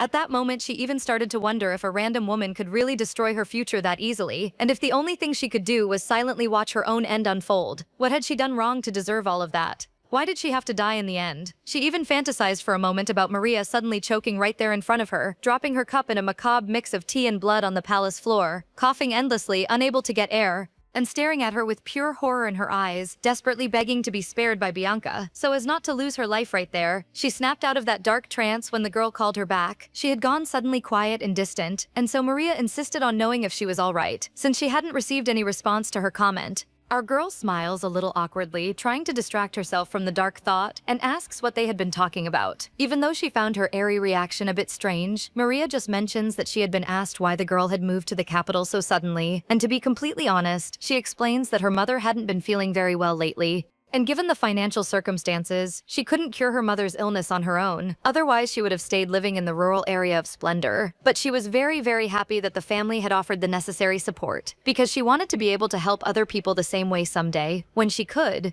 For some reason, the main character decided to be honest and explained that she didn't help others just because she was a good person. She just wanted other people to see her as a good person on the surface. But the girl asks if that didn't already make Bianca a much better person than most, which left her a little lost in her own judgments. So she explains she thought it was much harder to be kind than cruel in a world like that, and yet there was the Duchess doing good deeds all the time, which made her a good person even if she herself didn't recognize her own worth. That makes our girl go completely silent for a whole minute. Maybe Maria was right, maybe she really was a good person deep down, and the girl adds that she didn't need to care so much about what strangers said about her behind her back. Even if everyone in high society talked badly about her, that shouldn't be a real concern. In that moment, our girl realized that Maria did have a bright and captivating spirit. She could never hate or want to kill a woman as sweet as her. When the girl finally left, our main character watched her pensively from the window. A deep melancholy covered our girl at the end of that afternoon. She had never lived a life that was defined by someone else's existence or approval. She had only studied and worked hard to have the status she had at that moment. But now if she asked herself why she had made so much effort, she wouldn't know the answer. Later, the main character went to meet Ricardo, who asked surprised if he had heard right what the girl had just said. So she repeats the sentence firmly. Saying seriously that she wanted to end their engagement once and for all, which left the guy completely shocked and her, internally even more shocked by her own courage. Flashbacks of when Bianca was a child come to her mind, and someone scolds her asking what she thinks she's doing. It was Azel. He was rudely criticizing her because the little girl had gotten his clothes dirty on purpose, and demanding she apologize immediately. But the main character holds her ground firmly, saying it wasn't her fault. But the boy is very aggressive, asking whose fault it was then, whether she was seriously saying the juice had spilled itself, which clearly wasn't the case. Little Bianca was a nervous wreck. Her mother had expressly told her to stay out of trouble, and the whole thing had just been an honest mistake on her part. Someone interrupted the heated argument between the two, saying it had gone way past all limits. It was Ricardo with the same serious expression he has now as an adult, saying the prince was bothering the girl over pure nonsense. He could even lend his own clothes if that was the big issue, but for Azel, it wasn't just about that. Even so, the boy protects Bianca from the attacks, saying he understood his outfits would be much too big on him, but one day the boy would grow enough that it wouldn't be a problem anymore. The little girl just watched the two of them argue until Azel finally gave in, saying he didn't need to resolve anything and would change clothes himself, asking if now her and her savior were happy. Luckily, the prince's butler also called for him at the same time, saying it was time to go, but before leaving the two of them alone, he made it clear he wouldn't make things easy for Bianca next time. Now that it was just her and Ricardo, the girl asks him something, and she wanted to know why he had so openly taken her side in the whole argument, and friendly, the boy apologizes for the trouble, asking if by any chance the chair at the banquet table was too low for her, and explains he simply hadn't noticed that before and should have paid more attention to the actual needs of his guests. Still, the girl didn't understand why he was apologizing, but the Duke insists he hadn't thought enough about the comfort of one of his guests. She guessed she had felt safe enough in his presence to mention that her mother had said this apologizing thing was something only losers did and real ladies never put themselves in situations where they had to apologize in the first place. That makes the little Duke laugh a bit awkwardly at her pride, commenting that Bianca had already learned quite a lot of mature things for a child her age, and that he had no doubt she would become a very respected noble lady in society. It was perhaps exactly that charming smile of the boy's that had stolen her heart for good. She had fallen head over heels for that sweet, warm smile, and from then on, she started daydreaming about the day she would become his duchess. And look where she had ended up. But that love had made her forget, at least for a while, that her real priority wasn't becoming a duchess or marrying Ricardo at any cost. No, what truly mattered in this new chance was herself. And there she was now, in the guy's office, wearing her extremely elegant adult clothes, trying to remember with pride that she was Bianca Crawford while firmly telling Ricardo she wanted to end their engagement. Those shocking words still hadn't quite registered in the boy's head, and he asks if it hadn't been her who had begged for them to get engaged in the first place. But the woman explains they were both too young when they got engaged, and with all decisions made as children, that alliance had been very rushed. The thing was, as a child, she could only see what was right in front of her, and at that time, her whole world was Ricardo. With no real expression, he comments that it seemed like the girl wanted to say there was no real sincerity behind her old decision. And the word sincerity makes our girl laugh, a wry and sincere laugh. Bianca asks how much more sincerity he needs to hear, and then openly reveals that all she had wanted in the past was to become his duchess. As the youngest daughter of an influential marquess, it was natural to want to be the perfect girl at court, so it seemed like a great political position to be in. But now she recognized that there were far more precious things in the world, so she was just trying to correct her past mistakes. Even so, Ricardo doesn't understand why they had to end the engagement just like that, asking if by any chance there was another man involved, which leaves her somewhat offended by the insinuation. Was he really doubting her loyalty after all these years? It was a pretty unexpected reaction from him. She thought the guy was going to act completely indifferent and just go along with the separation, but to think he believed she was cheating on him with another guy when it was him who originally had plans to run off with another woman in the book. Above all, in that moment, all the girl wanted was to stay alive. Coldly, Ricardo says that if he were going to fall for another woman, the request to break off the engagement would be fully justified, but he guaranteed that would never happen. And finally, the Duke reveals what everyone had already suspected: he was deeply interested in Bianca. So no, he was not going to simply accept canceling their engagement. I would have jumped on that man right then and there if I were in the main character's place. The boy repeatedly refuses Bianca's request, and his firm words are enough to make that cursed book glow intensely in her bag, which immediately sparks a flicker of hope in the main character. Had the story actually changed direction? Did that mean Ricardo and she would finally live together in peace? At least she knew she could check the new ending of her life at that very urgent moment. She ran desperately to the palace library, flipping through the pages while trying to calm down and wrap her head around the idea that she might have become the actual lead. She quickly skimmed past the scenes that had now been altered when Maria and Ricardo met at the festival, and she asked to know the hero's name. However, something crucial in the story hadn't changed at all. Maria, who had been afraid of everyone and everything in the capital, did develop deep feelings for the guy. She fell madly in love with him, but Bianca, who had previously filled the role of villain, now became Ricardo's first and true great love. But that didn't end well in the new plot either. In one of the scenes described in the book, her porcelain teacup falls and shatters on the floor, and our girl keeps coughing up blood, growing weaker, kneeling humiliatingly in front of Maria, begging for a drop of mercy. The girl asks mockingly if the villain thought that was going to change Ricardo's feelings for her. A decon of gows, and with a completely unhinged look from the girl who had once seemed so innocent, she says no, but she states she has absolutely no problem with that. After all, even if she couldn't have her beloved's heart entirely, she would certainly have his lifeless body. What our girl reads on those pages makes her let out a loud scream of denial. For the love of God, why was she always the one ending up dead in some horrible way in her own story? She didn't know anymore if it was a curse or just God's will being done. But it seemed like the world wasn't going to rest until she was dead once and for all. Even so, Bianca wasn't going to give in so easily. The girl is received by Maria at the Wensbury residence with a lot of excitement and smiles. In that moment, all that mattered to our girl was doing her absolute best to escape that cruel fate. She greets the new noblewoman warmly, asking if her visit had been too unexpected. But Maria promptly says no. She was very happy to have her there. In fact, she had been wanting to invite the girl for tea ever since the last time they had run into each other. And finally, she calls her inside. They were going to enjoy afternoon tea in the garden. With the two of them already seated, Bianca confesses she had been a little hesitant about coming because she didn't want to interfere in any way.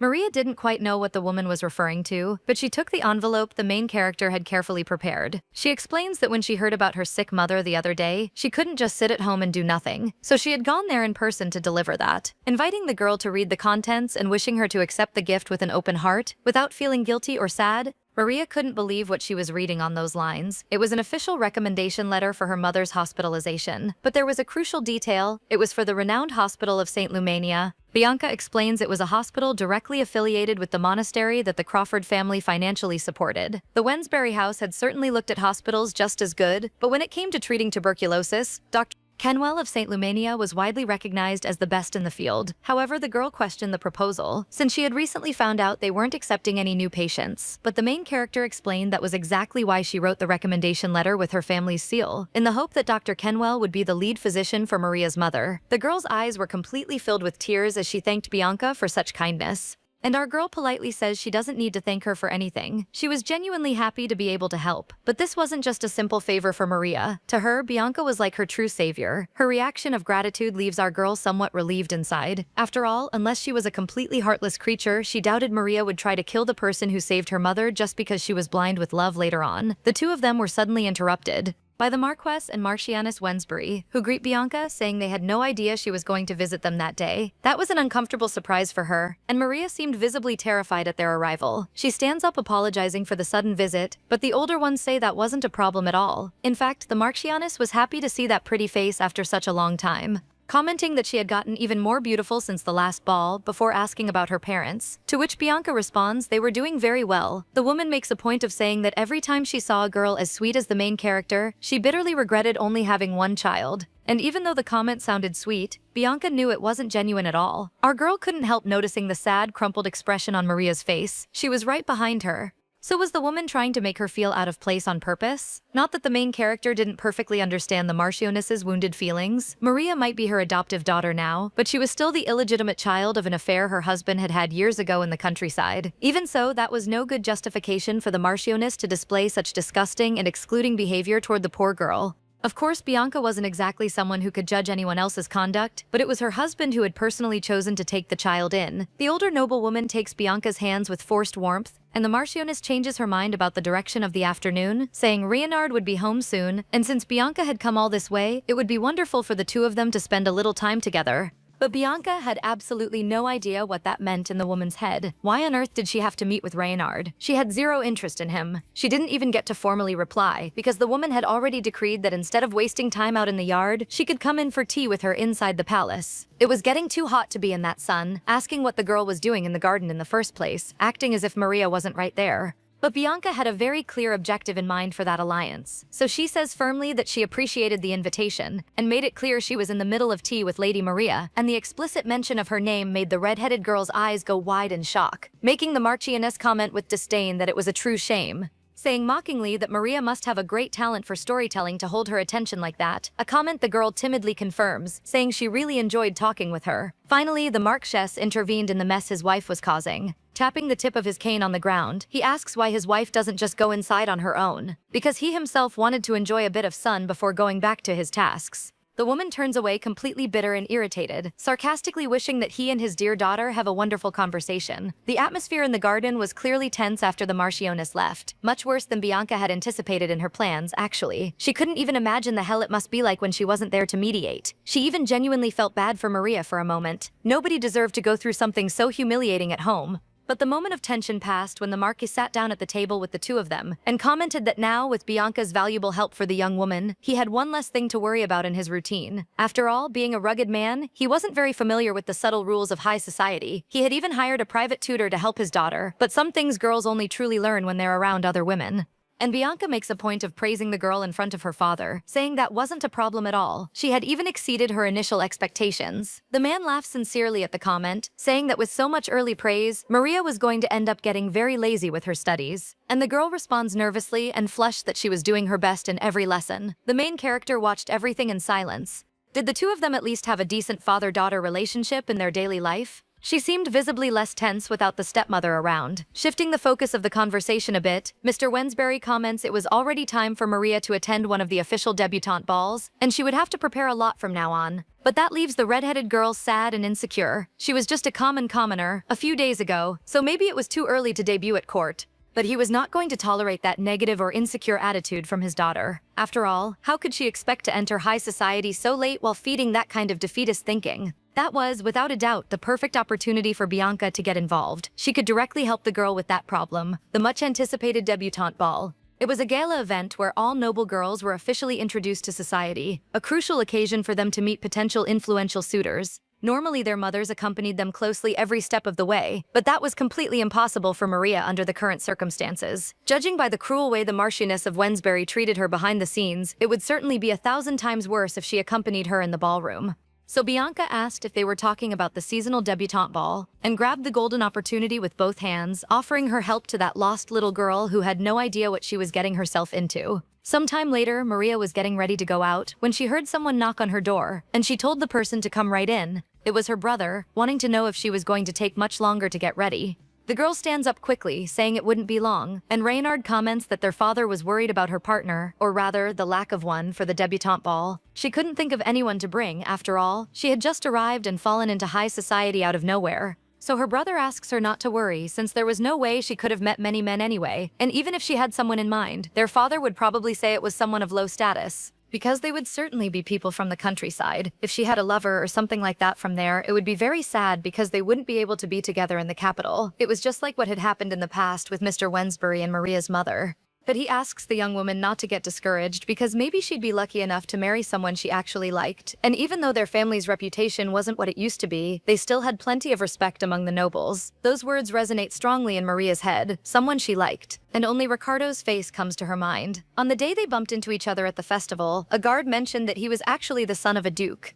which meant the guy would probably be at her ball, and maybe she'd be lucky enough to at least get one dance with him, so Ricardo would truly notice her. It would be so good to win his heart, but she felt a little silly for having the same naive hope her mother once had. Actually, what was she even thinking? Even so, the girl tried not to regret the thought too much. Dreaming was free, and she could imagine as much as she wanted. When the two of them finally met for the rehearsal, Bianca looked horrified, saying she was surprised a dress as ugly as that one still existed in the world, because for a moment she thought she had gone straight back to her grandmother's generation. Which left Maria somewhat offended, even though she was in fact dressed like a birthday cake, and she had thought the style was very pretty, especially because of the giant bows. The girl pouts, asking if she couldn't wear that one anyway, to which the main character responds that as long as she was helping, that was absolutely not going to happen, completely shattering the girl's expectations. Noticing Rayonda's silence in the corner, she asks if he wanted to add anything to the critique, but the guy just says he knew nothing about women's clothing, which makes her wonder why he had to be there in the first place.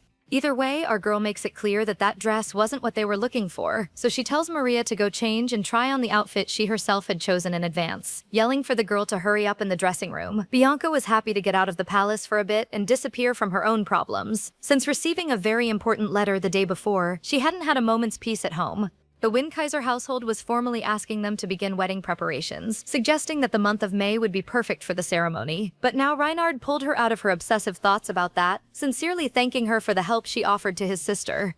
He had wanted to express that gratitude the last time Bianca was at his house, but he had been running too late for his appointment and missed the opportunity, so he took the chance to invite her to another visit, where he would make sure to be present. The girl thanks him politely, even though she felt extremely uncomfortable with his closeness. Luckily, Maria didn't take long to come back to the room, this time wearing a much prettier and more elegant dress. And with her eyes sparkling, she asked what her new teacher thought of that one. Bianca's face showed clear amazement, a genuine surprise, which made the little girl ask worriedly if she hadn't liked the style. But that wasn't it at all. That new outfit was absolutely perfect. The main character looked like a truly proud mother when she said Maria was going to be the most perfect debutante in that ballroom. All she needed to do now was find a suitable partner for the girl, but her mind could only think of Ricardo. If she truly wanted to escape death, she had to find a way to bring the two of them together. She knew that, but for some hidden reason, her own heart wouldn't let her do it. She couldn't stop thinking about that terrible moment, picturing the two of them entering the ball together. Sometime later, when she was back at her own house, the girl was greeted by the maid and walked with her perfect heels clicking on the floor as always. Suddenly, a very familiar voice asked what had brought the esteemed lady of the Crawford house to that specific place. It was Assel, pretending to be disappointed because the girl had only gone there to pick up some documents. He had been waiting for her visit for quite a while, so that was a bit frustrating for him. The girl apologizes for the disappointment,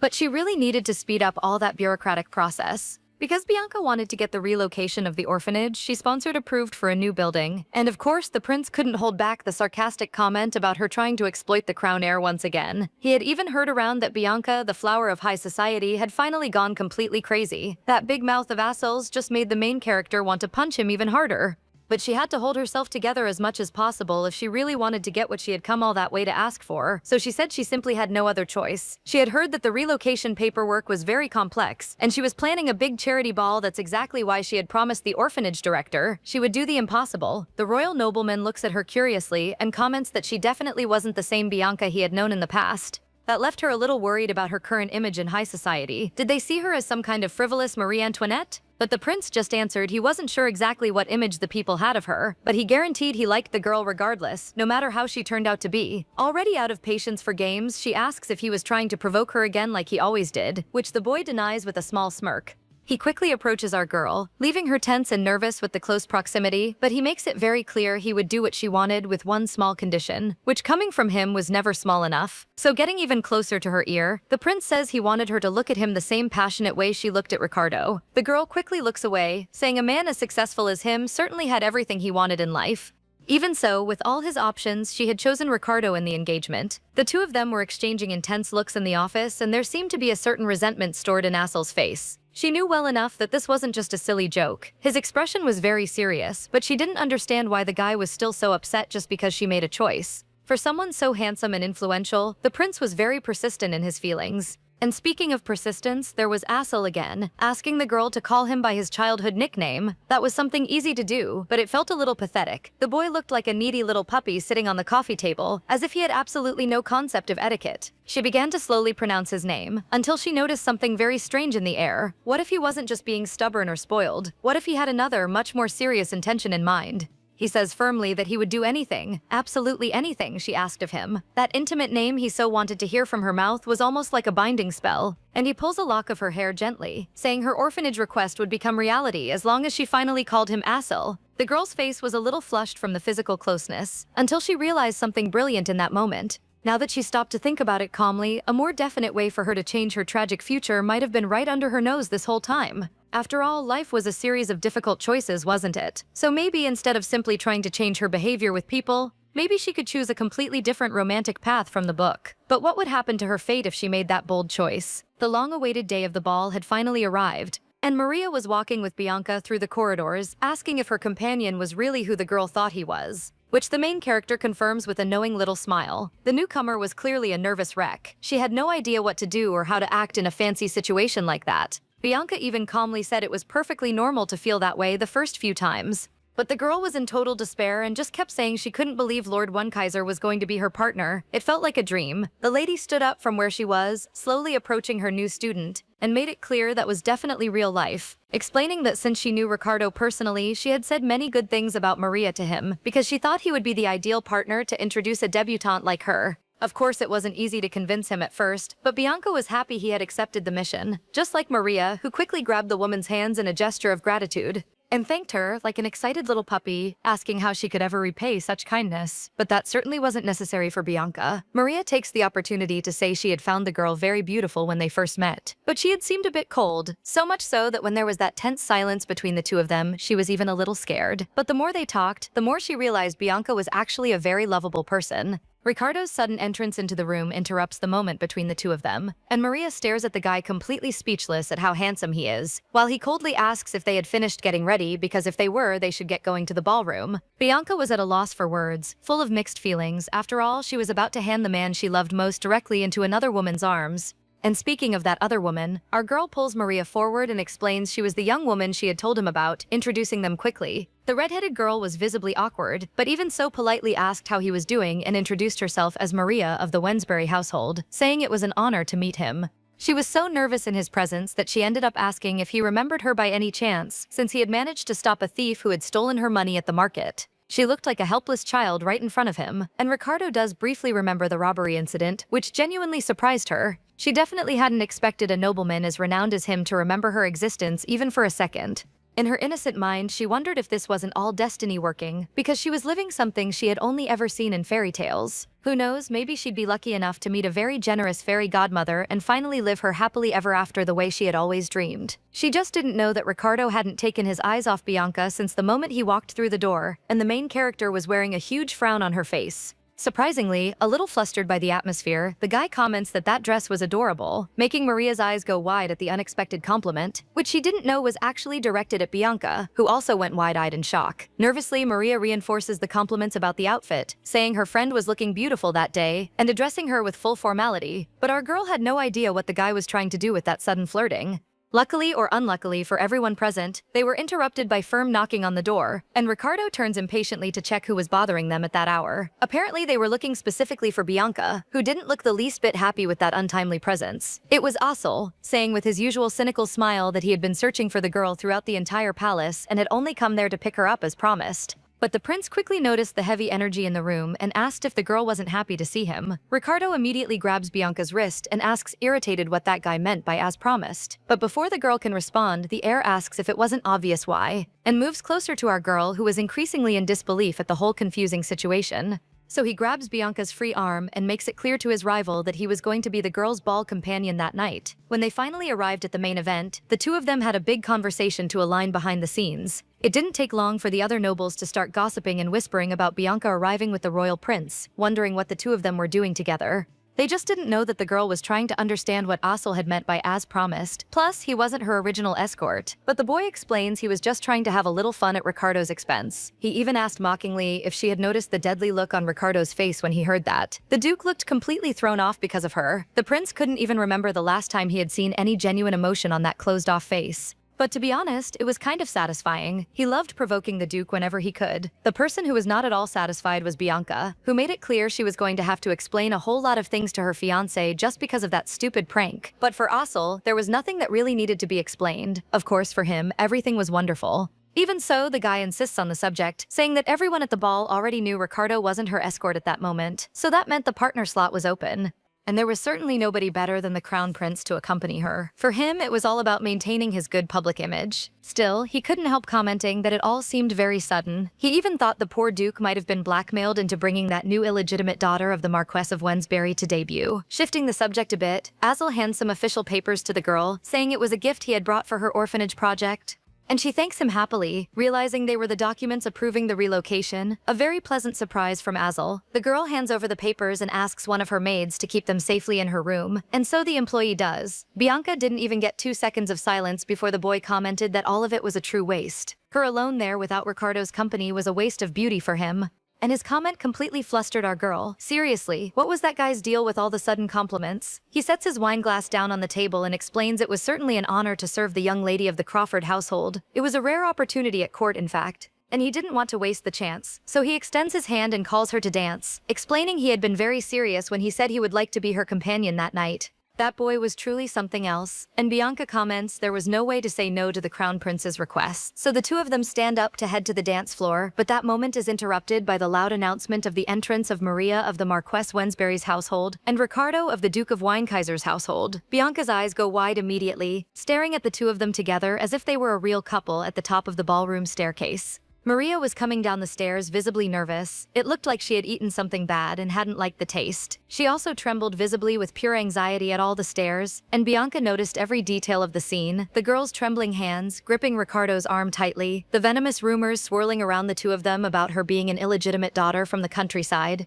And especially the mean comments from nobles who found her pretty for a country girl, and some ladies were even interested in talking with her later to probe the waters. But there was one thing everyone in the ballroom agreed on. The two of them looked very good together on the floor. The story Bianca had so desperately wanted and planned to save herself had finally begun. But now that she was face to face with those two together, she no longer knew if she could act like everything was fine in her heart. It also wasn't like she had much of a choice in the situation. There the two of them were. Until mid-step, poor Maria stumbled. She was already set to topple right there on the ballroom floor, when Ricardo firmly pulled her by the waist and asked if she was all right, making the girl's eyes sparkle with admiration as she thanked him for the support. Down below, the nobles couldn't stop commenting on the fall, wondering what that stumble was about and whether the girl had tried to fall on purpose to get attention. And of course, Azel couldn't help making an unfortunate comment about how cute the two of them looked together, turning with a mischievous smile to ask Bianca if that had been an unnecessary comment on his part, even though he certainly already knew the answer very well. Of course, the girl tried to hide her discomfort, saying she didn't mind at all that the two of them had gone to the ball together. What a complete lie. Deep down, she could only think about how silly she had been to be so easily fooled by Ricardo's sweet words in the past. And so the ball followed its natural course, and the girl was now dancing with the prince, who gently asked if she was all right, because according to him, the girl didn't seem to be able to focus very much on their dance.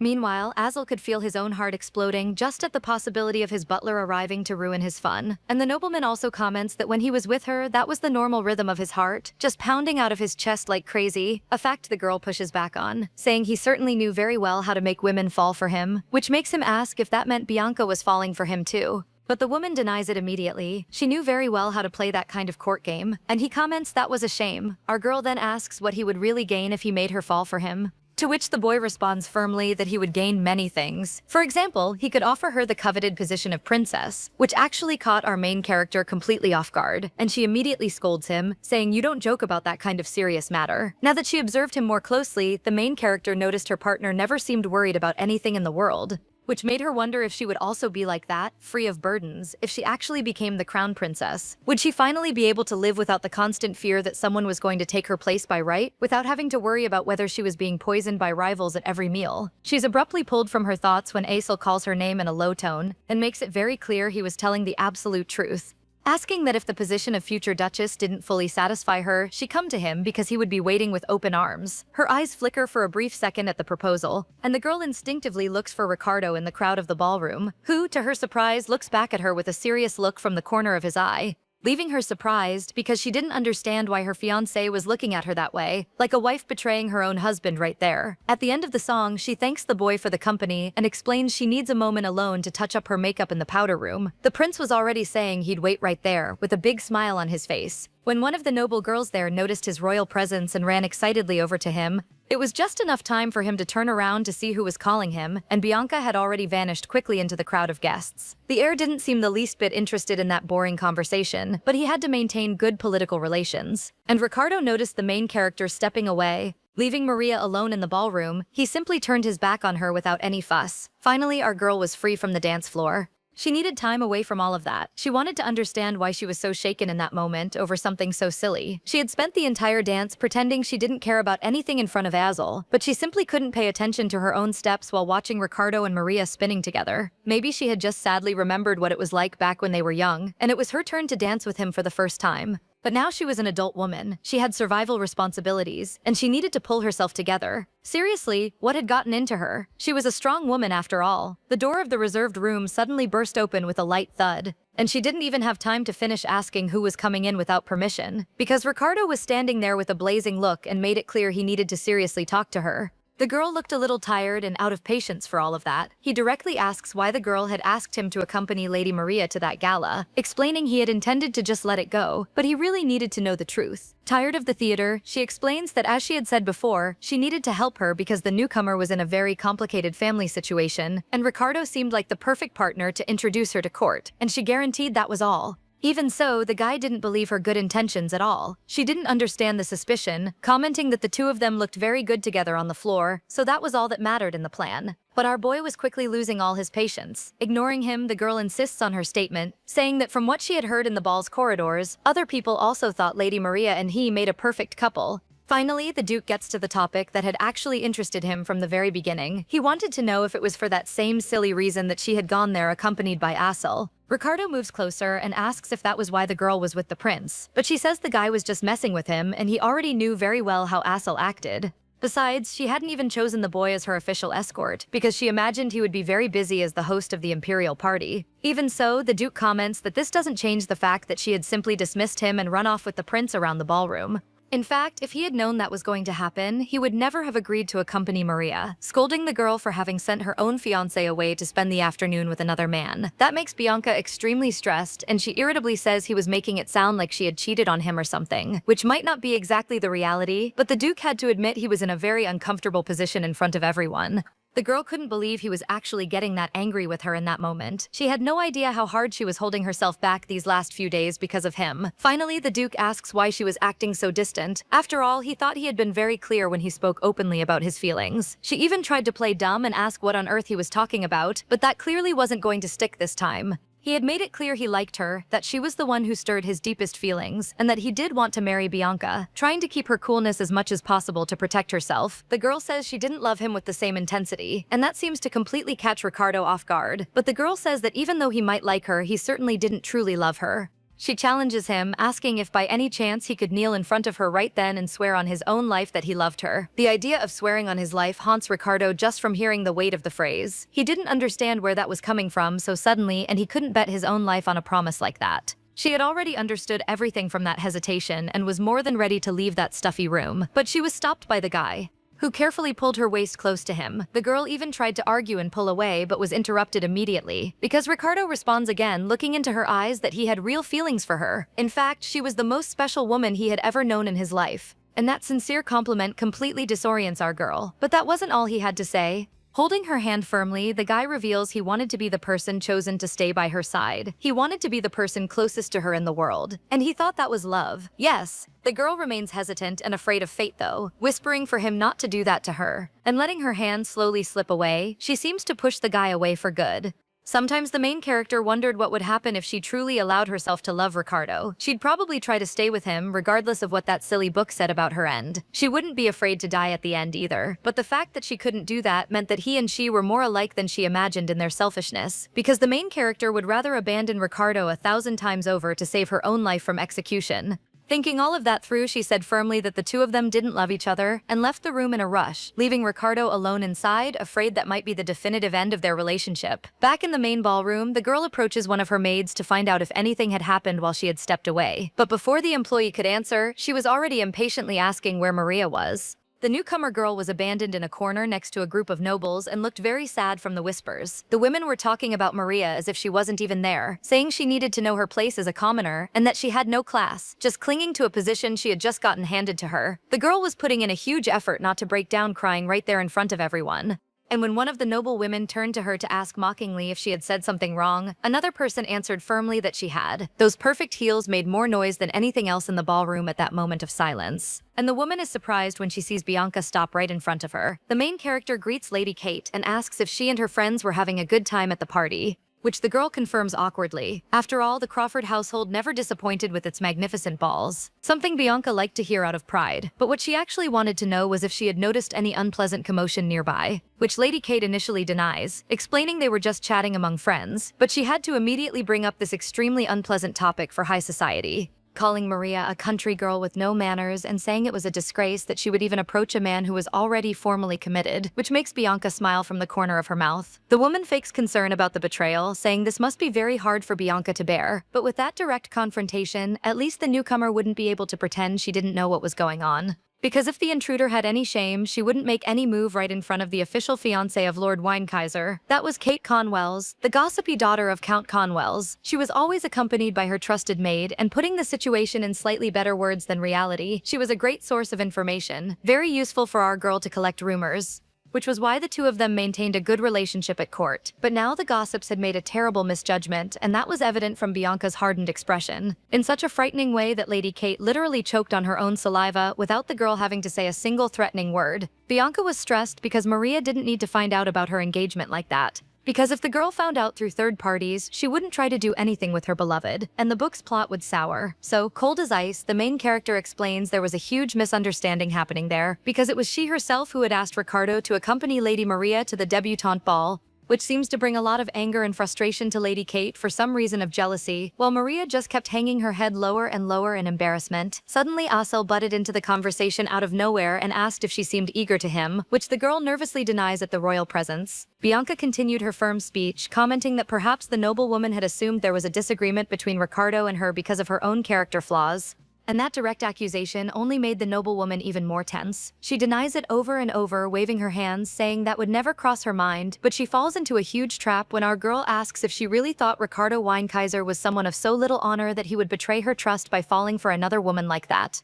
At this point in the conversation, the gossipy girl could only say no and apologize 1,000 times for the terrible mistake she had made. She absolutely didn't want to cause any trouble between the two of them. More nervous and scared than ever, Lady Kate grabs her friends by the arms and apologizes once more for any worry she had caused Bianca, saying goodbye quickly to escape. The two of them practically ran out of the ballroom like kids caught causing trouble. And Bianca feels a slight wave of relief as they leave, but now she needed to figure out how to actually resolve that uncomfortable situation. Finally, she turns to Maria in the corner, calmly asking if the two of them could talk privately, even though the girl had her head lower than ever from all the embarrassment. She pulls the girl onto the palace balcony so the two of them can have a private conversation.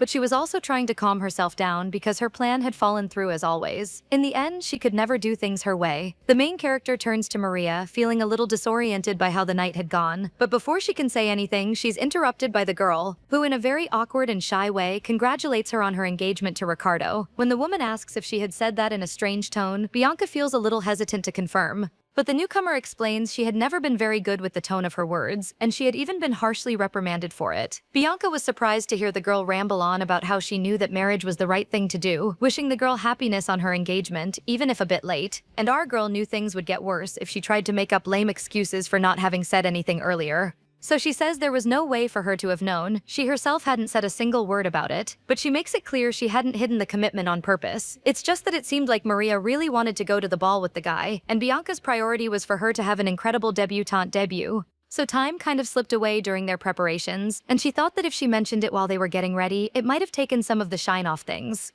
But the red-headed girl grabs her hand warmly, scolding her, and saying she was very, very happy because that had been, without a doubt, the best debutante ball of her entire life. That surprises Bianca a little, who asks if by any chance the girl held no resentment toward her because if it weren't for her engagement, she and Ricardo could be together. But she didn't even get to finish the sentence, because Maria lets out a little cry of protest, asking her not to say something so ridiculous because the two of them seemed made for each other. Of course, the newcomer had to admit one small thing in secret. Ricardo was the most charming man Maria had met so far. After all, he was an admirable knight who helped other people without expecting anything in return, but she guaranteed she held absolutely no resentment.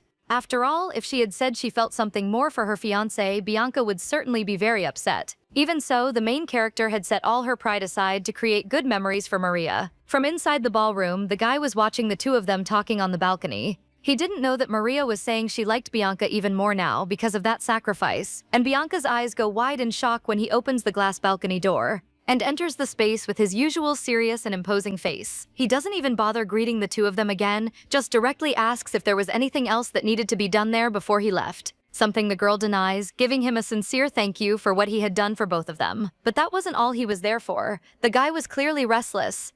He needed to know if Bianca had anything else she wanted to say to him personally, because that would be her last chance to explain herself. But the main character shakes her head coolly, so the guy turns away frustrated, saying a quick goodbye to both of them and making Maria sweat with the heavy atmosphere. The girl had sensed there was a misunderstanding between the two of them and wished from the bottom of her heart that they could resolve it soon. But this wasn't just a simple misunderstanding for Bianca. Of course, other people in high society could call it that. After all, Ricardo had been wrong thinking she was in love with him, and flashbacks of when the girl had made it clear in the room that the two of them didn't love each other flashed quickly through her head. It had already been past time for her to make things clear once and for all. Before the Duke could leave the venue, the boy ended up running into Reinhard Wensbury, who was desperately looking for his sister, and also for Bianca.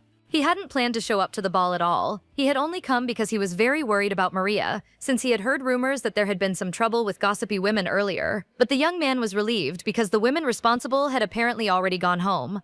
And his casual comment makes Bianca realize how late it already was at night. She had gotten so caught up in the dramas of Maria and Ricardo that she had forgotten it was time to let her guests know the party was winding down. But before she could see her leave, her new friend calls her for a second and thanks her for everything with a sparkle in her eyes, which makes Bianca smile back instinctively. In the end, she couldn't force herself to hate that girl, no matter how much she was responsible for so much bad stuff in her original story. Later, when she was completely alone in her chambers, the main character was flipping through the mysterious book looking for new changes in the story, but she couldn't find anything very different on the first pages. Even so, she was absolutely certain she would find an alteration because she had seen the thing glowing intensely earlier. Maybe it was because she had befriended Maria, a relationship she was certain wouldn't do her any good for her safety in the long run. But something new on the final pages caught her attention right away. In the new storyline, she spills her wine glass right on the floor, hearing Maria say furiously that she was a selfish and evil woman who didn't hesitate to kill anyone to get what she wanted. The girl is crying in the text, holding the vial of poison in her hands, while poor Bianca was trying to explain in vain that it was all a big misunderstanding, something serious related to the girl's mother. But her life ended before she could tell her side of the story to the judges. The main character couldn't believe she was dying again at the hands of fate. And what was that mysterious thing about Maria's mother? Why was the cursed book talking about her again in this new version? She flipped through the pages again, hoping to find some logical answer. Apparently, Maria now wanted blood revenge because she had killed her sick mother. The last time, in the original plot, the girl had killed her to have Ricardo all to herself, so Bianca had been kind to her to prevent that obsession from happening. But now that Maria genuinely liked Bianca, the story had changed course completely. She was executing her to avenge her mother's death. The story ended exactly the same way after she died. Maria stayed by Ricardo's side to comfort him in grief, and the rest of the romance we already know. But none of this made any sense to the main character. She knew she would never ever be capable of taking anyone's life in reality. She always ends up painted as a cruel villain in the book, but even in the death scene it made it clear it was a misunderstanding, which clearly meant someone had killed Maria's mother and pinned the blame on her. A terrible misunderstanding that turned the sweet Maria into a vengeful monster, and that happened solely because the girl was too innocent. In fact, Bianca thought she didn't fit into high society because of her complete lack of malice, not because she had no manners or because of her illegitimate status. In a world of snakes where nobles were always seeking power, she was exactly the type of person who would believe any lie they were told. In fact, Bianca herself had already taken great advantage of that naivety to get ahead at the girl's expense. So now there was only one definitive way to save herself. No matter who was setting that trap against her, as long as she herself didn't give Maria the slightest reason to suspect her intentions. So she decided that from that day forward, she would stay glued to the hospital where her mother was admitted just to guarantee goodwill and keep watch over the treatment. And so she did without delay. She was in the middle of all those people at the public hospital, when suddenly someone recognized her in the corridor, and the tone of the voice made Bianca shiver from the shock. It was Maria, commenting in surprise that she hadn't expected to see her there, and our girl greets her, keeping a straight face, asking if the lady lying next to her was her mother, which the girl confirms with her usual bright smile. The weakened woman says in a frail tone that it was an immense pleasure to finally meet the noble main character. The only problem was this wasn't quite the type of approach Bianca had in mind when she went to the hospital, but some things were already written and unavoidable, even if the last page of that book kept changing. In the end, it seemed settled that Bianca would have to face her own death, so she couldn't simply stay on the sidelines. Now, right in front of those two, she forced herself to be as natural and friendly as possible to prevent any misunderstanding from arising. Both Maria and her mother seemed very happy to have the girl there, And she hadn't even gotten a chance to introduce herself properly at first, because the older woman had immediately said she must be Bianca Crawford, surprising our girl at the fact that the lady already knew who she was. But the girl quickly explains that Maria talked about her every single day and couldn't stop praising the noblewoman, and her revelation leaves the newcomer a little flustered and red-faced. It had also reached Maggie's ears that it was thanks to her intervention that they had gotten top-tier treatment at that hospital. Changing the subject a bit, the mother asks if there wasn't going to be a charity event at the Crawford household there, which Bianca confirms, explaining that normally the Marquess and Marchioness Crawford attended those official events, but since they needed to be at the Imperial Palace, she had to come in their place. And Maria comments that the nurse on duty had mentioned that to her earlier. She also said the family organized a charity event like that once a year. It was almost like a festival. The nobles would gather for a fancy tea party in the main reception hall, while the commoners enjoyed various street vendors in the garden. In fact, the Crawford family was an admirable family in the eyes of the people, since all three seemed so passionate about charity work. And Bianca said the girl was being very kind with her compliments. The two of them certainly didn't know that those events served more to maintain their good appearances and political influence at court. But that didn't matter one bit now. It was the main character's first time running things there. After all, her parents always went on their own. And hearing that, Maria offered to have the girl come along with them to the stalls, if she wanted, because there seemed to be lots of good food and fun things to do outside. They'd surely have a good day together. Bianca still wasn't sure whether accepting the invitation would be a good idea for her image or not, but she was fully aware it wouldn't be good to be separated from Maria at that crucial moment. Because if any accident happened there, her family would be harshly blamed for the hospital's negligence. And it was only out of that fear that she said it would certainly be a great idea to go out together. Friendly, the girl maintained her lady pose, saying she would accompany the two of them and it would be very nice to hear what they thought of the event. Her real intention was to protect Maria's mother from any danger that might arise. And it would also be a good opportunity to discreetly ask about their living conditions in general. Meanwhile, far away at the royal palace, the Empress of the Splendor Empire, Mayim Cardagento, was receiving Bianca's parents in a private audience, and the lady comments that she would give them one more chance, a golden opportunity for Bianca to definitively join the imperial family, a proposal that seems to surprise both parents. However, the Marquess apologizes and explains he thought that old marriage story with Asel had been forgotten 10 years ago, and the woman agrees with a nod but points out there was a recent and very interesting rumor going around the halls. It had reached Mayim's ears that Ricardo Weinkaiser had taken a mysterious love interest to the debutante ball, and it seemed like Bianca was completely indifferent to it all. In fact, the talk in the corridors was that the two of them were about to split for good, but her father dismisses the rumor, saying actually they had been very engaged in discussions about the marriage with the Weinkaiser house lately, but the Empress makes it clear that you never know what's really going on in the minds of young people. She said she was making this request on behalf of the royal family, but didn't want them to feel pressured in any way,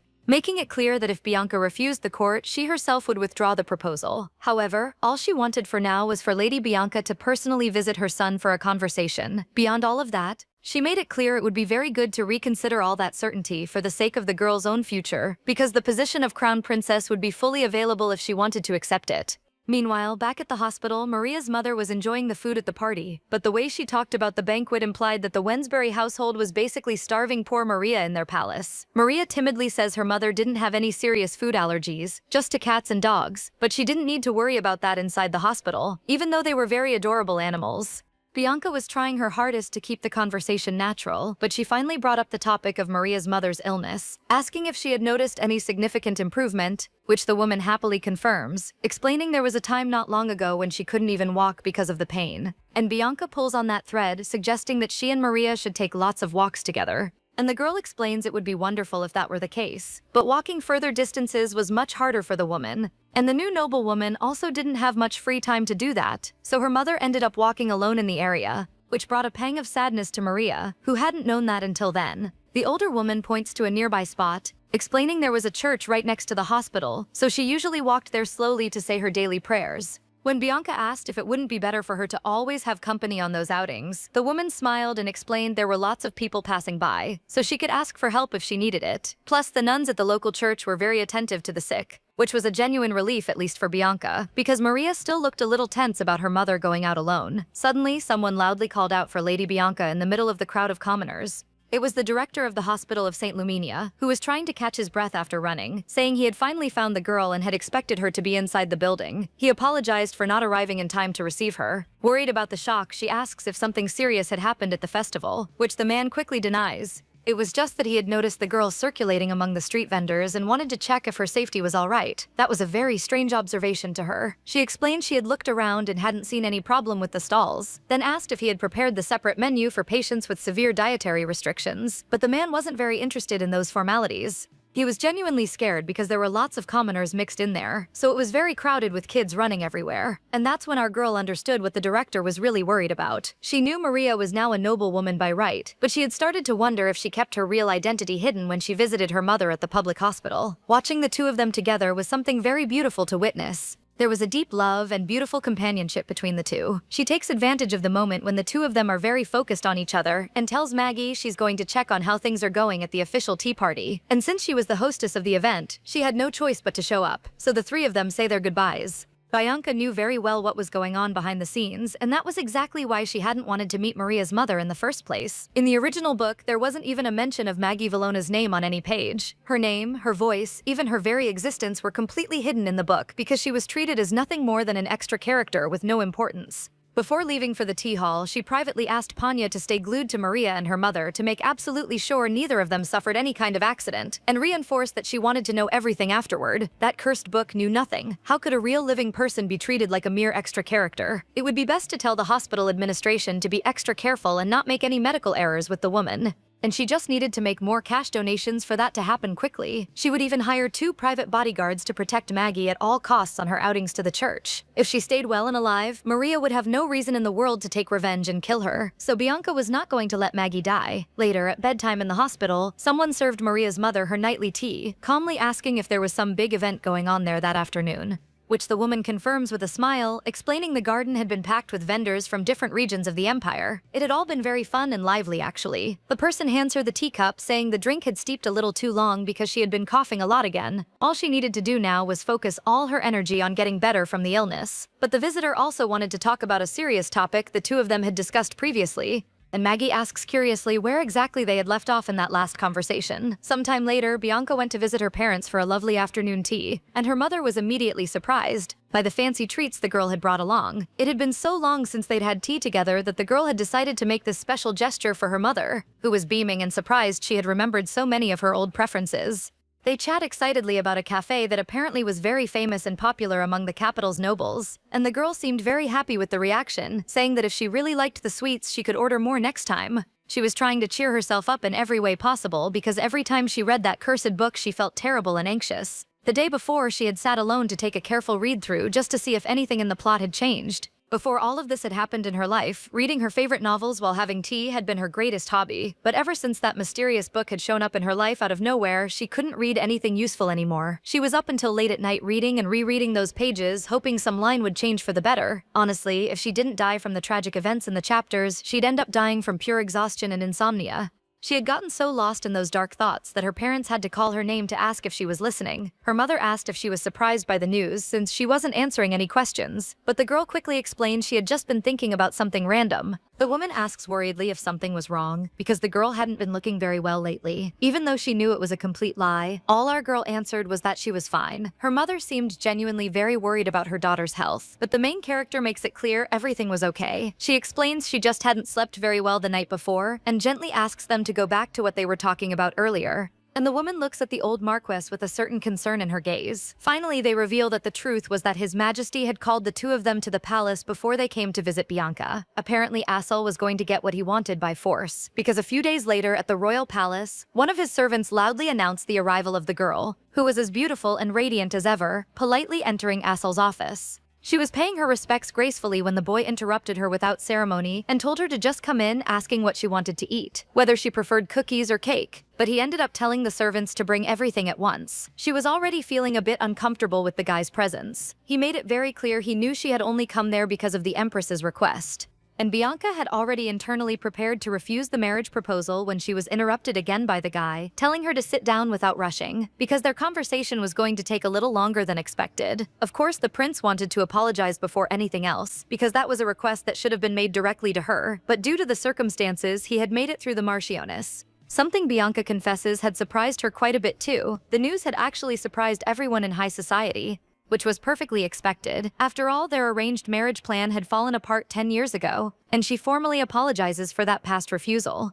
Confused by the politeness, the boy asks if she's apologizing because she regretted refusing him before, or if it was just because she said it so firmly right in his face. He could perfectly remember the younger little girl saying she absolutely didn't want to marry Assel, which to him was not fair at all. He couldn't understand the rejection. He had said in the past that he would do anything for the girl just for her to say his name, and lately Bianca had finally seized that golden opportunity. She was, without a doubt, a very smart and calculating girl. Our girl looked very worried and tense in that place. She didn't seem comfortable being there, and felt like she was falling into a deeper and deeper hole. Setting his teacup down on the table casually, Assel mentions he had heard she was starting to think about a definitive separation from the Duke of Windkaiser, but that information was completely new to her. She asks in shock who had spread that around. It seemed to be a strong rumor quickly spreading among the nobles. He had noticed it since he stole her away to dance at the last ball they attended together. Excited about the possibility, Assel insists on the direct question. He needed to know if it was really true. The two of them had split, and the girl calmly explains that she and Ricardo didn't have very complex or deep feelings in their current relationship. The engagement was exactly the same as before, which makes Assel's eyes go wide in disappointment. That was definitely not a good sign for the boy's intentions, but Bianca didn't understand his shock. For her, it was much better to be in a calmer, safer relationship than to create more political problems. But he says firmly that things shouldn't be that cold. After all, they had been engaged for a full 10 years. Some kind of spark should have blossomed between them in all that time. The girl even tries to redirect the focus, saying she thought that was normal in their world. It was just the natural pace of things. So Assel finally decides to say what he actually thinks in his heart. He asks seriously if the girl knew why he had never given up on her, even though she had an official fiancé. The truth was that the relationship between her and Ricardo wasn't good, but it also wasn't entirely bad. He couldn't see the two of them adoring or loving each other, even if he looked at the situation very closely. And he had spent 10 years watching her every move. And Bianca knew him well enough to know the boy didn't insist on something this much unless he knew there was some real chance of winning. He had spent the last 10 years thinking exactly that. There was certainly going to be a chance with Bianca Crawford in the end.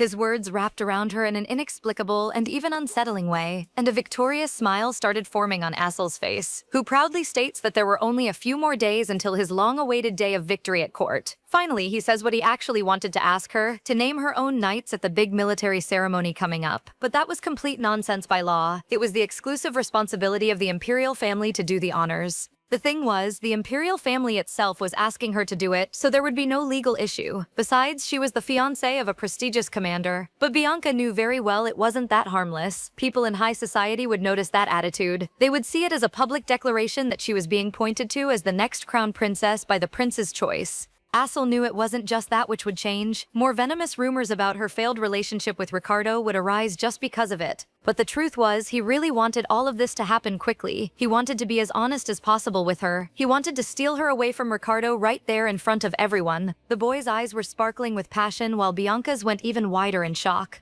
That's when it hit her. Maybe that boldness was her real chance at salvation. The cursed book that was destining her to die was about a traditional villain who would do anything for Ricardo's love. But if she truly broke away from that mold imposed by the author, maybe her death curse would break along with it. And that way, she could finally escape the beheading. Noticing she was completely lost in her thoughts, the boy curiously asks what's going through her head in that silence. The woman responds firmly that he needed to confront the Windkaiser household on his own first. The prince was already too happy that she was even considering that bold possibility, and asks her not to worry about the consequences, as they would hold his family accountable for neglecting their son's fiancée. Despite all of that, Ricardo was his childhood friend, and he didn't want him to truly become a rival in the arena. Of course, that was complete nonsense from him. The truth was, they had never been friends. And the heir makes it clear that if they didn't do it right away, his mother was planning to spread a strong rumor that the crown princess had already been officially chosen. However, he himself would ask the empress not to do that yet. So at the military ceremony, they would introduce her only as the commander's woman to keep up appearances.